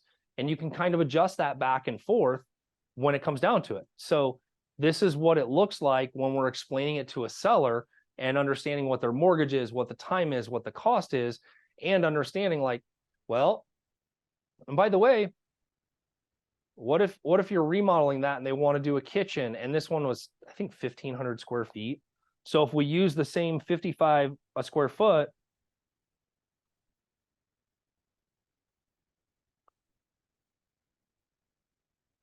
you'd be $82,000 to make it similar to the other houses in the neighborhood. And one of those questions, if we go back to the seller questions, is Do they have the means, money and time to make the repairs to do this? Some people, we've all run into, they don't have 25 grand to put into the property. They don't have that time. So if they don't have that time or wherewithal, then this is the next thing. And by the way, I want to give you a piece of advice. That person may not have the time or the money. You are earning your income by guiding them through the sale of the house, not doing all the things in between getting the house ready and putting it on the market. Okay. I watched my dad do this for years. I did it for a little while and I just refuse to do it now. I'm not coordinating your contractors. I'm not meeting people over here. I'm not coming over here with an effing broom. Okay. That's not why I'm here. That is not my strength. And some of us buy jobs and we try to maybe raise our commission a little bit to cover coordinating all that stuff. And here's what happens. What has happened in the past is we have felt bad because we referred a contractor to them that screwed something up, or we were supposed to coordinate it, or they did something wrong, or the timing, all the pieces. And so, now, I mean, granted, Wendy's the general contractor, but it's not part of my business. I tell people like, hey, if 25 grand, you can meet with Wendy and see if she has time on her schedule to do these things. I can make that referral to you, but I'm not going to manage it. I'm not going to monitor it like that. That is just not what I do. Y'all have to make your own decisions on those things. I just think sometimes we take on jobs and it's very unappreciated that we're over there, we're letting people in and we're doing all this stuff. And by the way, that's what happened with that tile job. I told this gal, Renee, I'm like, hey, no problem. I will coordinate with the tile guy. I will get him hired and get him over there to do it. He did a really crappy job. And guess who got stuck with it? Renee didn't call him and hire him. I did. And Renee refused to pay the bill. So the contractor said, well, you hired me. You owe me the money. And we had to fight through that. So be careful when you're doing things on behalf of your client that either A, you have something very specific in writing as to they have given you permission to do these things and they're responsible for the bills so that you don't get stuck with those things. Because all of a sudden you do all that. Well, number one, did you get a listing agreement signed ahead of time, right, before you started that process? Or are you just doing it on hope and faith that everything is going to work out well and making sure that those lines don't get crossed and they're not blurred? All right, Garrett has some questions somewhere.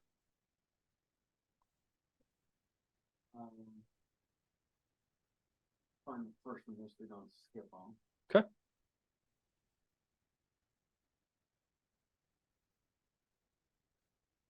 You buy hard money or private.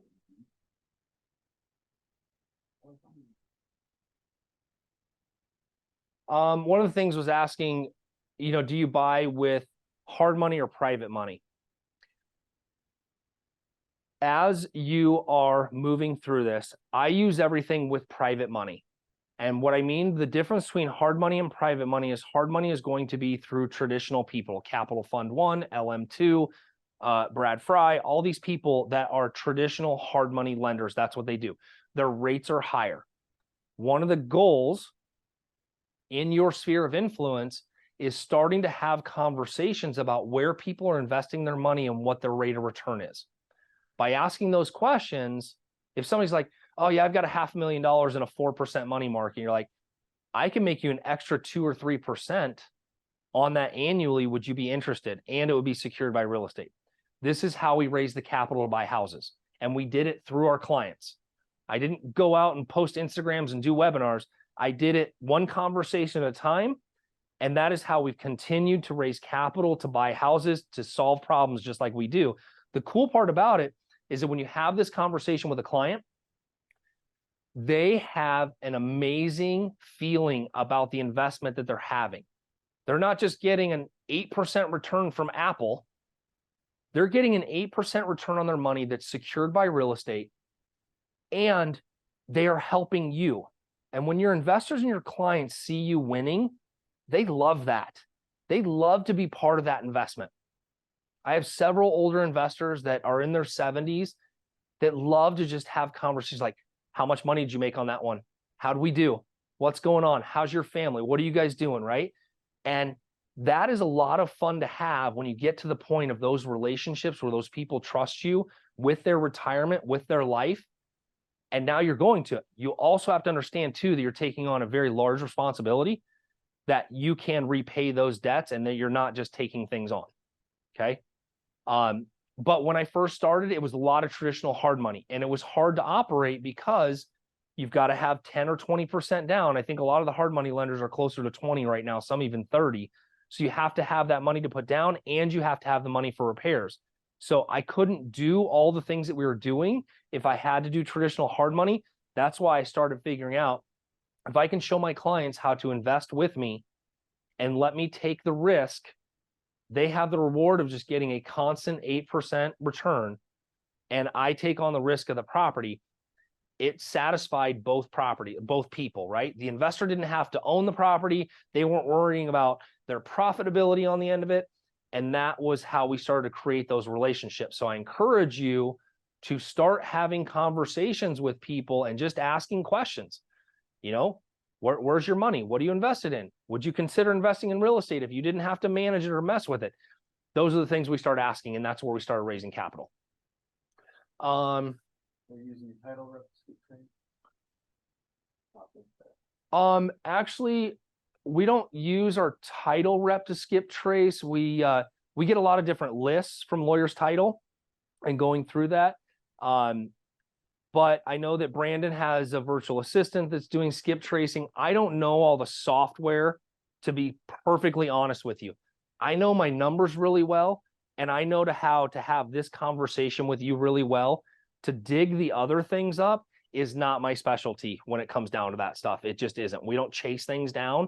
We're more prepared for opportunity than we are chasing the leads, if that makes sense. One thing I want to mention, as Christy asked about the title people, one of the things when you start getting into the investing and stuff like this, your title rep is going to make all the difference in the world. We've worked with Lawyers Title for over a decade. Kim Holt is our title rep because she's old school. When you start getting the seller financing, wraps, the weird shit that we do, you got to have somebody that's very, very versed in it. So make sure that whoever your title rep is, that you definitely have that piece in place, because when you start getting creative and outside the box, some title companies and some title reps are like, I'm not touching it. It's not the norm.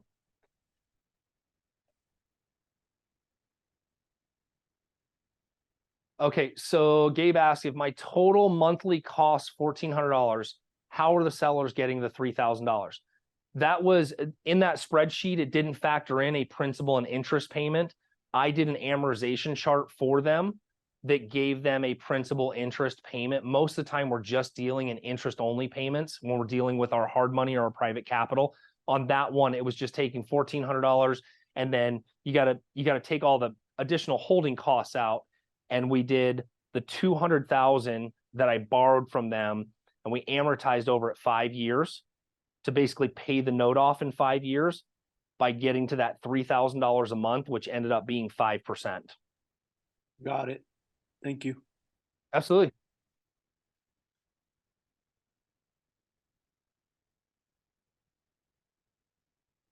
Donna asked how we run things to the broker. Okay, so I think Lindsay had also said something about this. Here's the deal. When we buy a house, I can even I'll pull the contract up in just a second. When we buy the house, we use an AAR contract just like normal. The only difference is it has a bunch of verbiage in there that I'm a professional investor. I intend to make a profit either by keeping the house or flipping the home. And then it goes on into page 9, where it's just the seller is unrepresented. And then there is a for sale by owner or the unrepresented seller agreement where we put the commission in there. So by doing all that, everybody signed the disclosures. It's all in there as to how it goes. And then it's just taken into the broker, and a commission is paid at closing, just like normal, because we have the for sale by owner agreement.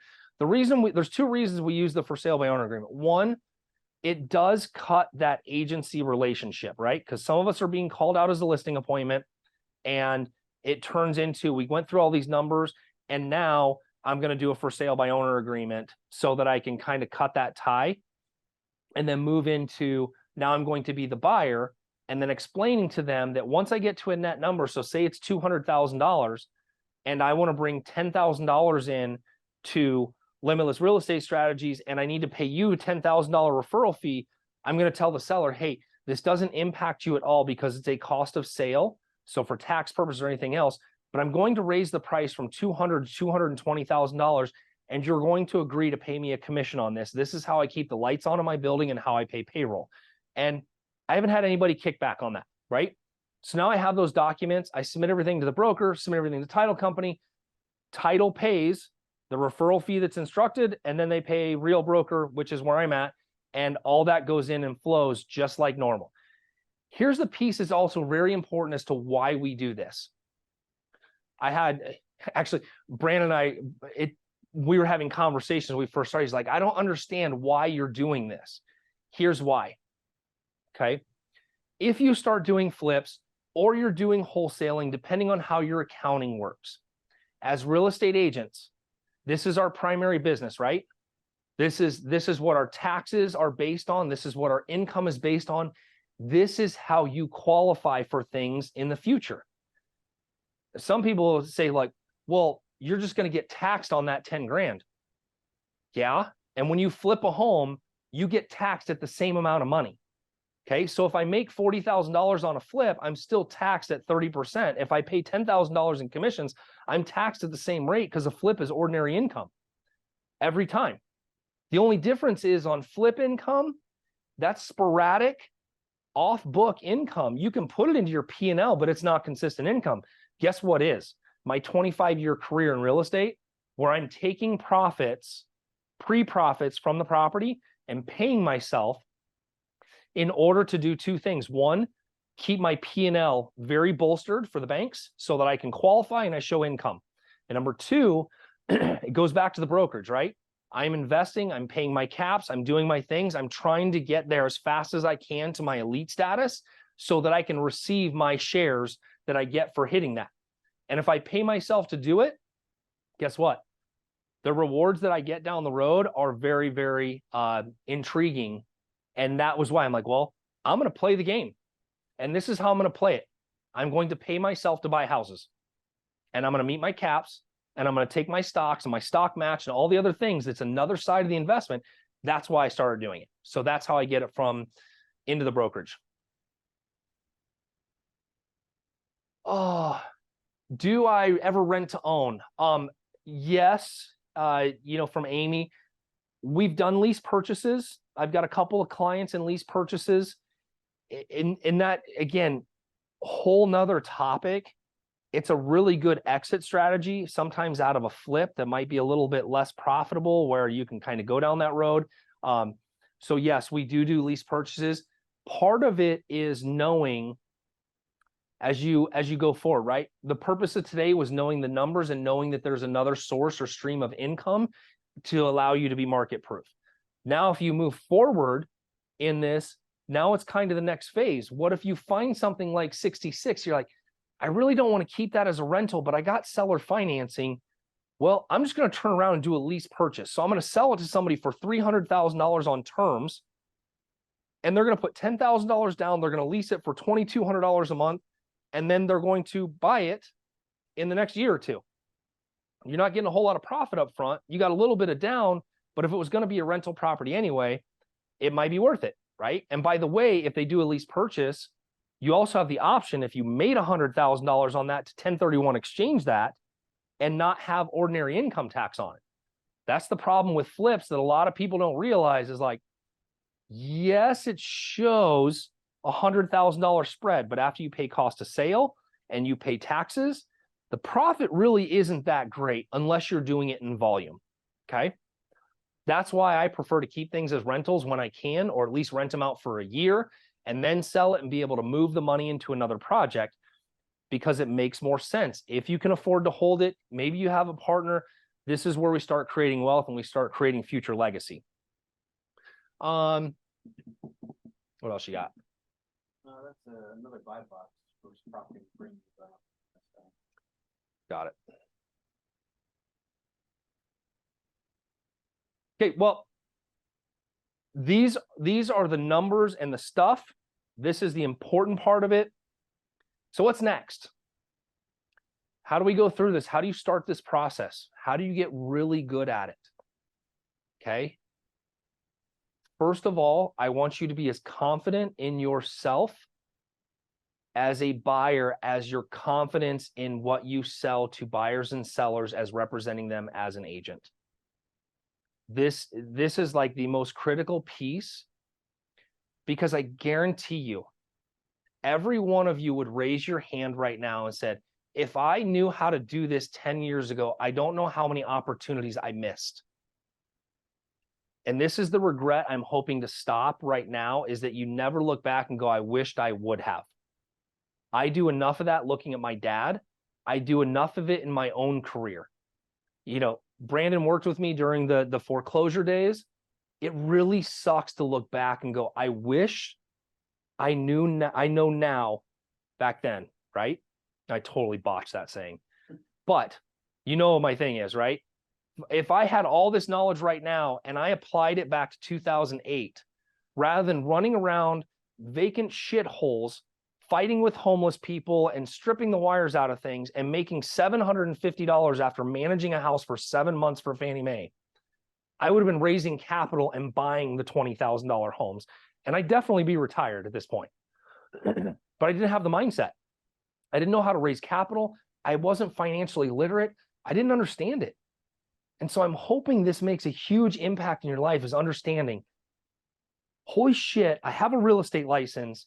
This is what the opportunity is. And it is so great.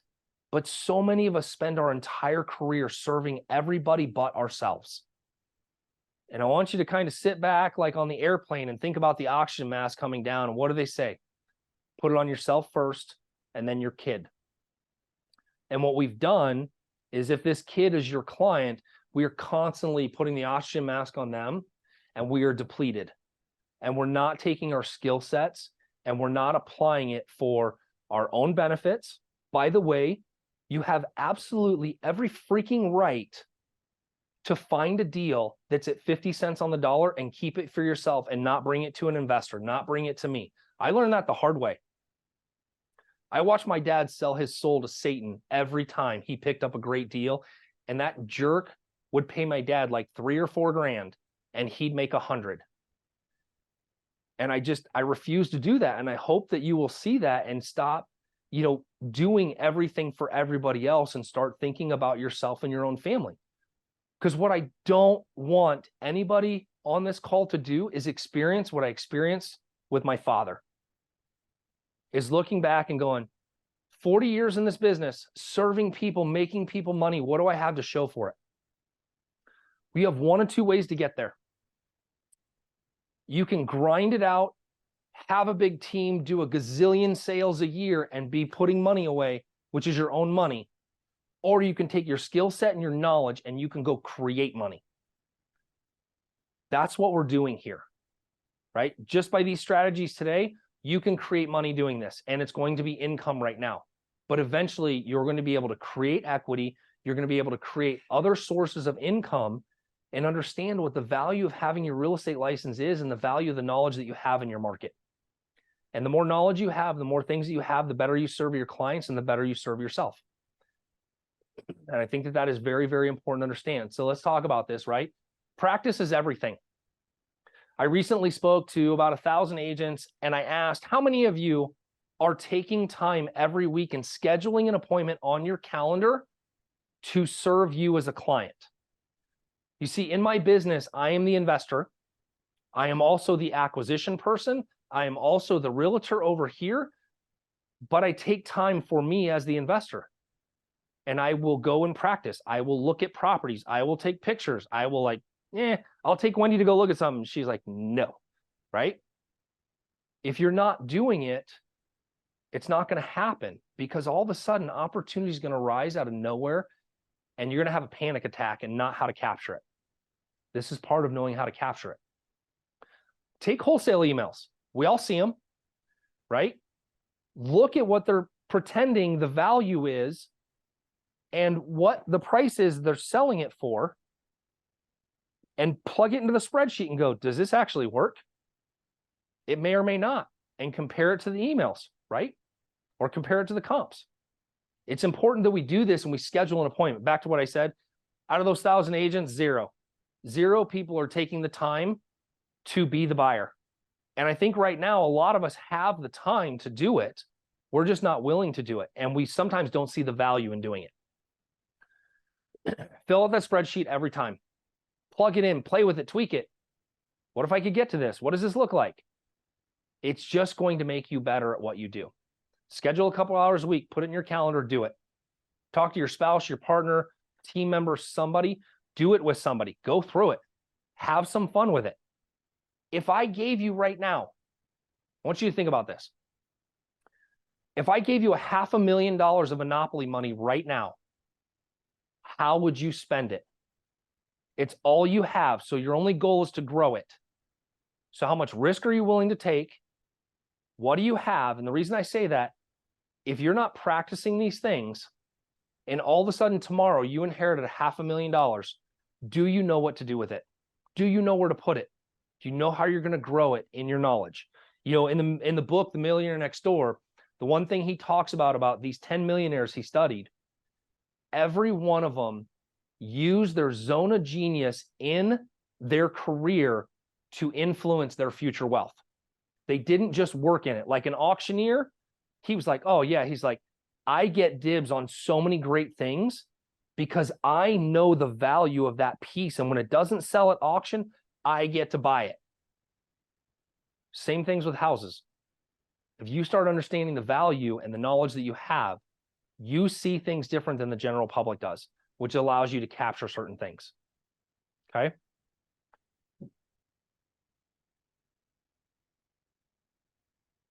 Working with Brandon and I'm going to tell you right now, these deals, the email address that's up here, that goes to Brandon and I. Brandon's going to be first look on it, having the conversation. He may reach out. You can also reach out to Brandon. All this information will also be in the follow-up email that comes from this. We want to work with you. There's going to be some training, some different things that goes through it, but we want to work with you on stuff. We want to figure out how to solve problems together, right? Best way is just start the convo. What is the seller's situation? What's the condition of the property? What's their timing? And a lot of photos. We buy a lot of houses on photos. It kind of like gives us an idea because I can factor, you know, by looking at the one front photo on Carol, I can tell you it's going to be a full one. It's going to need $90 to $100 a square foot. Good news is you've probably already had that conversation with the seller when you've been there because we've had this conversation here. And if you're using the spreadsheet, you can show the seller real quick what it looks like. Okay. So, you know, in the future, you can take this email if you have something that's questionable, conversation, whatnot, as much information as possible in that email. If you need to call and go through it, that's okay too. It's just if we have the address and then I can call you back because I've been able to research it and I have some stuff, it makes it a little easier and a little quicker for us to do that.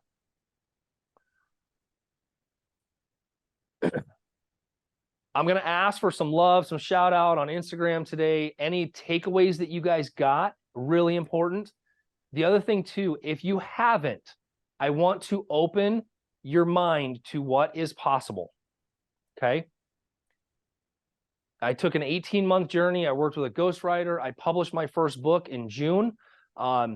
Super excited about it. Here's, you know, the comments and things that I'm getting from people is it's just an eye-opening scenario. I go through a lot of the craziness in my life from when we lost everything, how we built it back up, and how we built what we built over the last 8 years. And I want to give you guys some ideas. I was doing exactly what each of you is doing right now 8 years ago, 2015, when my dad passed. My eyes were opened up to what my dad was doing on the investing side. And I looked at it and I said, if we just tweak a few things, I think this can be part of our business. It can be another arm and another leg. And we started going down that road and we started to see things and experience things. And we started to put things together and put our contracting teams together. And it started to snowball. And so what's going to happen is you're going to start seeing these things and it's going to start snowballing. And you're like, oh my God, this is so amazing. And it's so much fun because I can still work with clients. I can still do the investing side. I can work with you guys. And it just makes the life of being a real estate agent or strategist so much more fun. So I'd encourage you to order the book. Garrett put the link in in the chat. It's really just going to open your eyes to philosophy and how we built what we have over the last 8 years from being a traditional real estate agent. I didn't inherit any money. My dad died broke. Nobody gave me any money. All I did was take the knowledge and the legacy that my dad left me, and I started to apply it, and I started to learn things. The only difference that you guys have a leg up on is nobody was there to guide me. I learned by the Braille method. We've lost as much money as we have made. And it sucks to learn that way. But I guarantee you, like being around, being in the ecosystem that I live in, reading this book, you will start to see things, and you don't have to go through the hard things that I did when I did it. And by the way, I want to point something out here. As you know these numbers and you go through these things, the goal is to eventually start keeping homes, right? Whether it's 1 a year or 2 a year. So here's what I'll leave you with, and I would encourage you to dream. What's your dream life budget? What do you need to operate? We talked a little bit about this earlier. What do you need to operate? Is it 10 grand? Is it 20 grand a month? Maybe it's 5 grand. I don't know. What's it going to take to get there in real estate? Every one of these deals that we have bought and gone through, you know, we've gone through our specific systems on how we buy things. It's allowed us to take something with a massive amount of equity in it, repair it, refinance it, and keep it because we created the down payment. We didn't have a gazillion dollars to put down payments on the 96 homes that we own. We created the equity by understanding how to negotiate, what our repairs look like, and we started going down that road to build that portfolio. You may only want a couple of properties. Some of you can still house hack your way to your future by living in them, right? Here's a little tip, just so you know. Crazy piece. Actually, I want to see this, Garrett. Everybody type a 1 into the chat if you don't currently own a home. Like a second home or No, just a primary residence right now. If you don't own a home, throw it in there. Few of you. Crazy piece that I want you to see. If you took any one of those deals we just did the numbers on, as a realtor / investor, you can go buy one of those deals as an investment property with hard money, get it fixed up, don't sell it.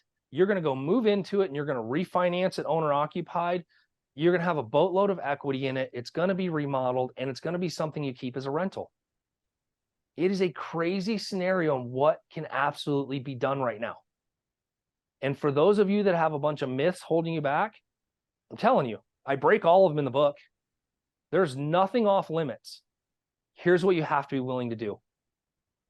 You have to be willing to invest. Some of you are like, what's he going to sell? I'm not selling anything. I'm telling you, you have to be willing to invest in yourself. I did this class today to simply give back to the industry that has been so great to me, and it has created a ton of wealth for us.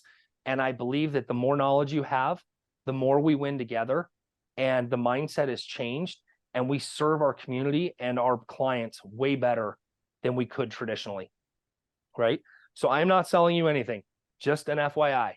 I'm totally giving this to you guys 100% out of my heart and out of gratitude for where I'm at in life and where it's done, right? These are all things I've learned the hard way, and I'm trying to make it easier for you. But there is this one piece, right?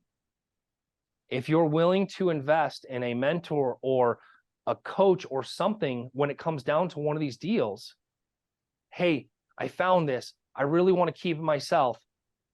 What's the investment to have you walk me through this system? Okay. It's a conversation we can have. Don't try to do it alone.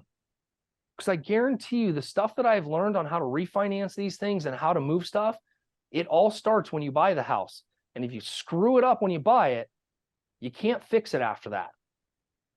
And it's just really important to understand that. So if you're in that position, you're like, I do want to buy my first home. I would love to do it that way. What does it look like?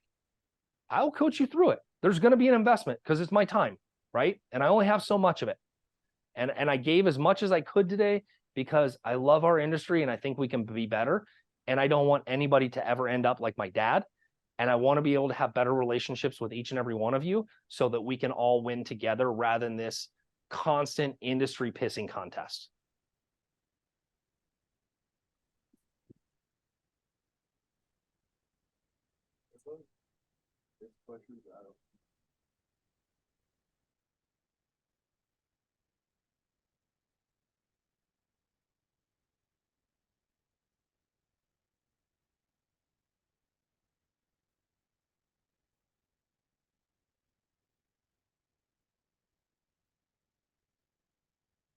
Hey, Mariano, are you still on? Yeah, I'm here. What's the question that you asked? Contact info. Oh, for hard money lenders, private money lenders. I Yeah. don't give private money lender information out. That's something that's sacred in my company. Hard money lenders, yes, I will share the couple of contacts that I have. Beginning investors, yeah, the falling short or hesitant to do a deal for yourself, I totally understand that.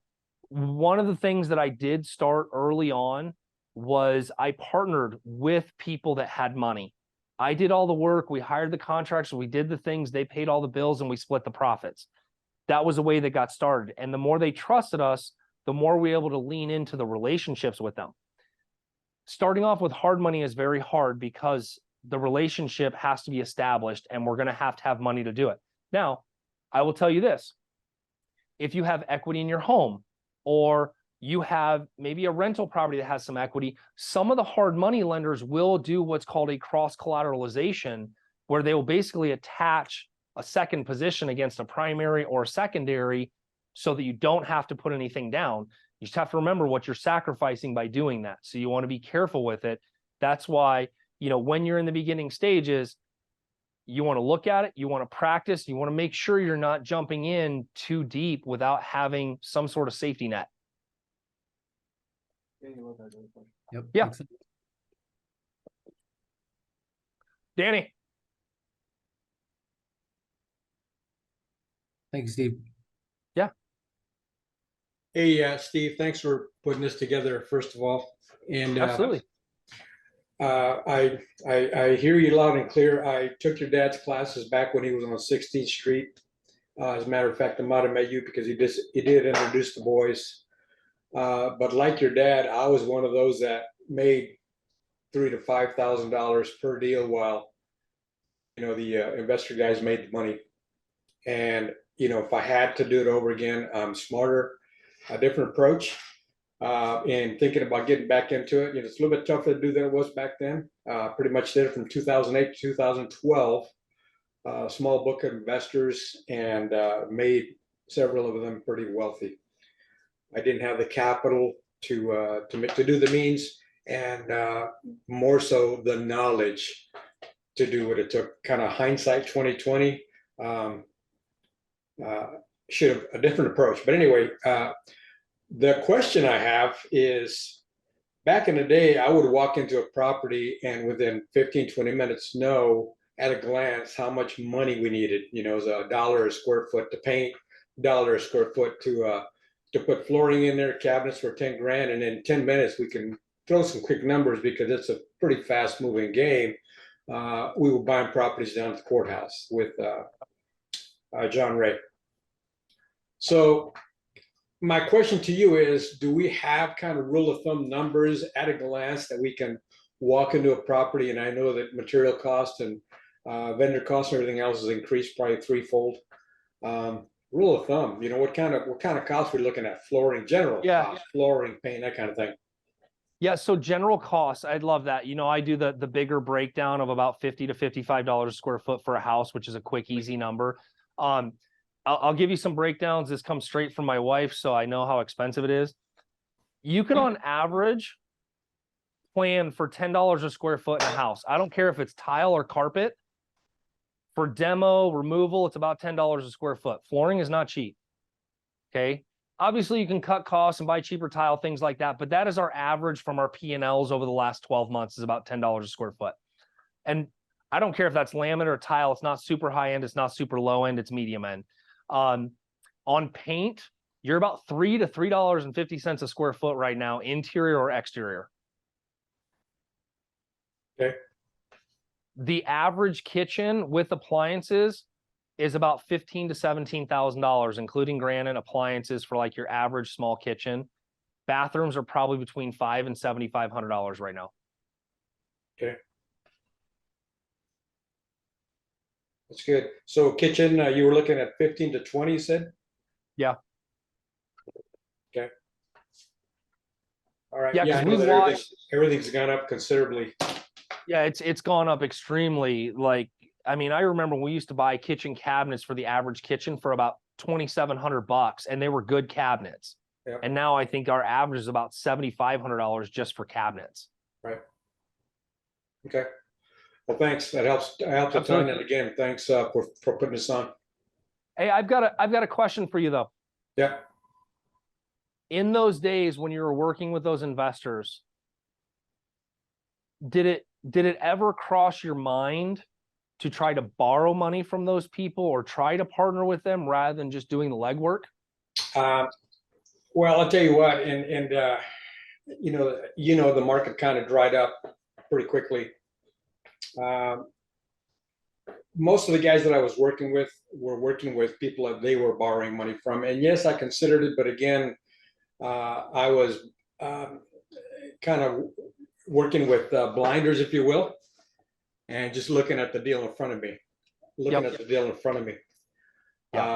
Toward the end there, I was given the opportunity from one of my investors at that point. He had pretty much 15 properties that he owned outright. After coming to me with a $75,000 credit line, and he offered to finance 100% deals for him because I've made him wealthy. And at that time, everything kind of dried up overnight. So my opportunity just kind of went by the wayside overnight. But again, the knowledge didn't go anywhere, and I'm looking to get back into it now. Good. And that's why the opportunity to be here today was huge to me. And just seeing your success in what I feel is a short time. Thank you. You know, it's my dad was such a great man. He was so knowledgeable, but he just chose to keep putting the oxygen mask on everybody else.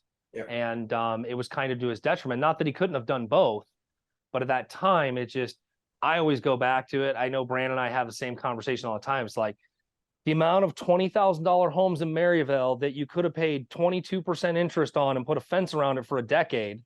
Yep. The amount of money that could have been made in those times, I just want to cry. I want to crawl in a ball. But here's the deal.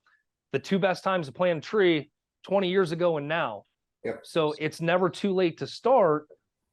And doing this for you guys is about being prepared for opportunity. It's not like some of us will search the opportunity. And as you go on and more people know you're investing and doing things like what we're doing, they will bring you opportunities. Right. But you have to be prepared to capitalize on them. And if you're not prepared to capitalize on them, they just flow through. And being prepared has to do with mindset and has to do with risk, reward, and all the different pieces. And some of you are going to take a little bit slower approach, and that's okay. Just don't do what we tell our buyers not to do. Like, keep in the game, buy a house. Don't worry about it. Like, it'll be okay. Right. And those are some of the things where we just kind of keep learning and keep doing so that we don't miss the opportunities. Right. And you only miss opportunities if you don't understand the numbers. Because the numbers it'll either make or break you at the end of the day. And that's why I wanted to do this for you guys, is just so that you understood the numbers and where my brain thinks. Thanks again. So thank you for that. Anybody else got any questions as we kind of wrap up here?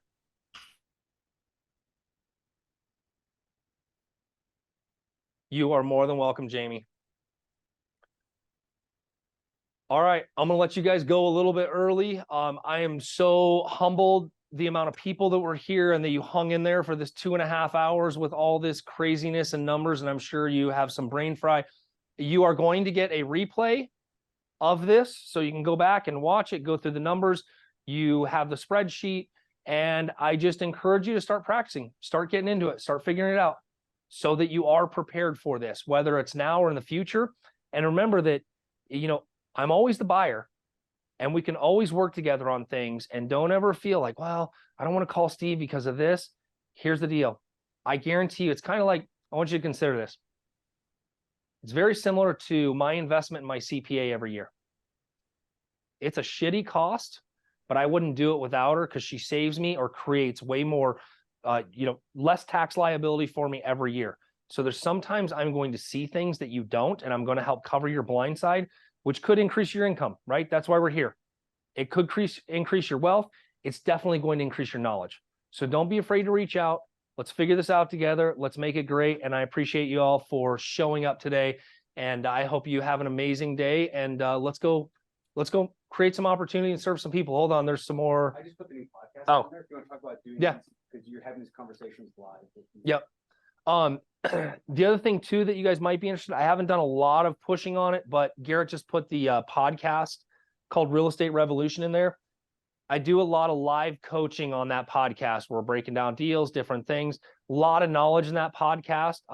You know, if you come to me and you've got something, I may send you a link and like, hey, let's cut this up on the podcast, because it creates good content for both of us. And it's something that I do enjoy doing. Thank you for reminding me of that.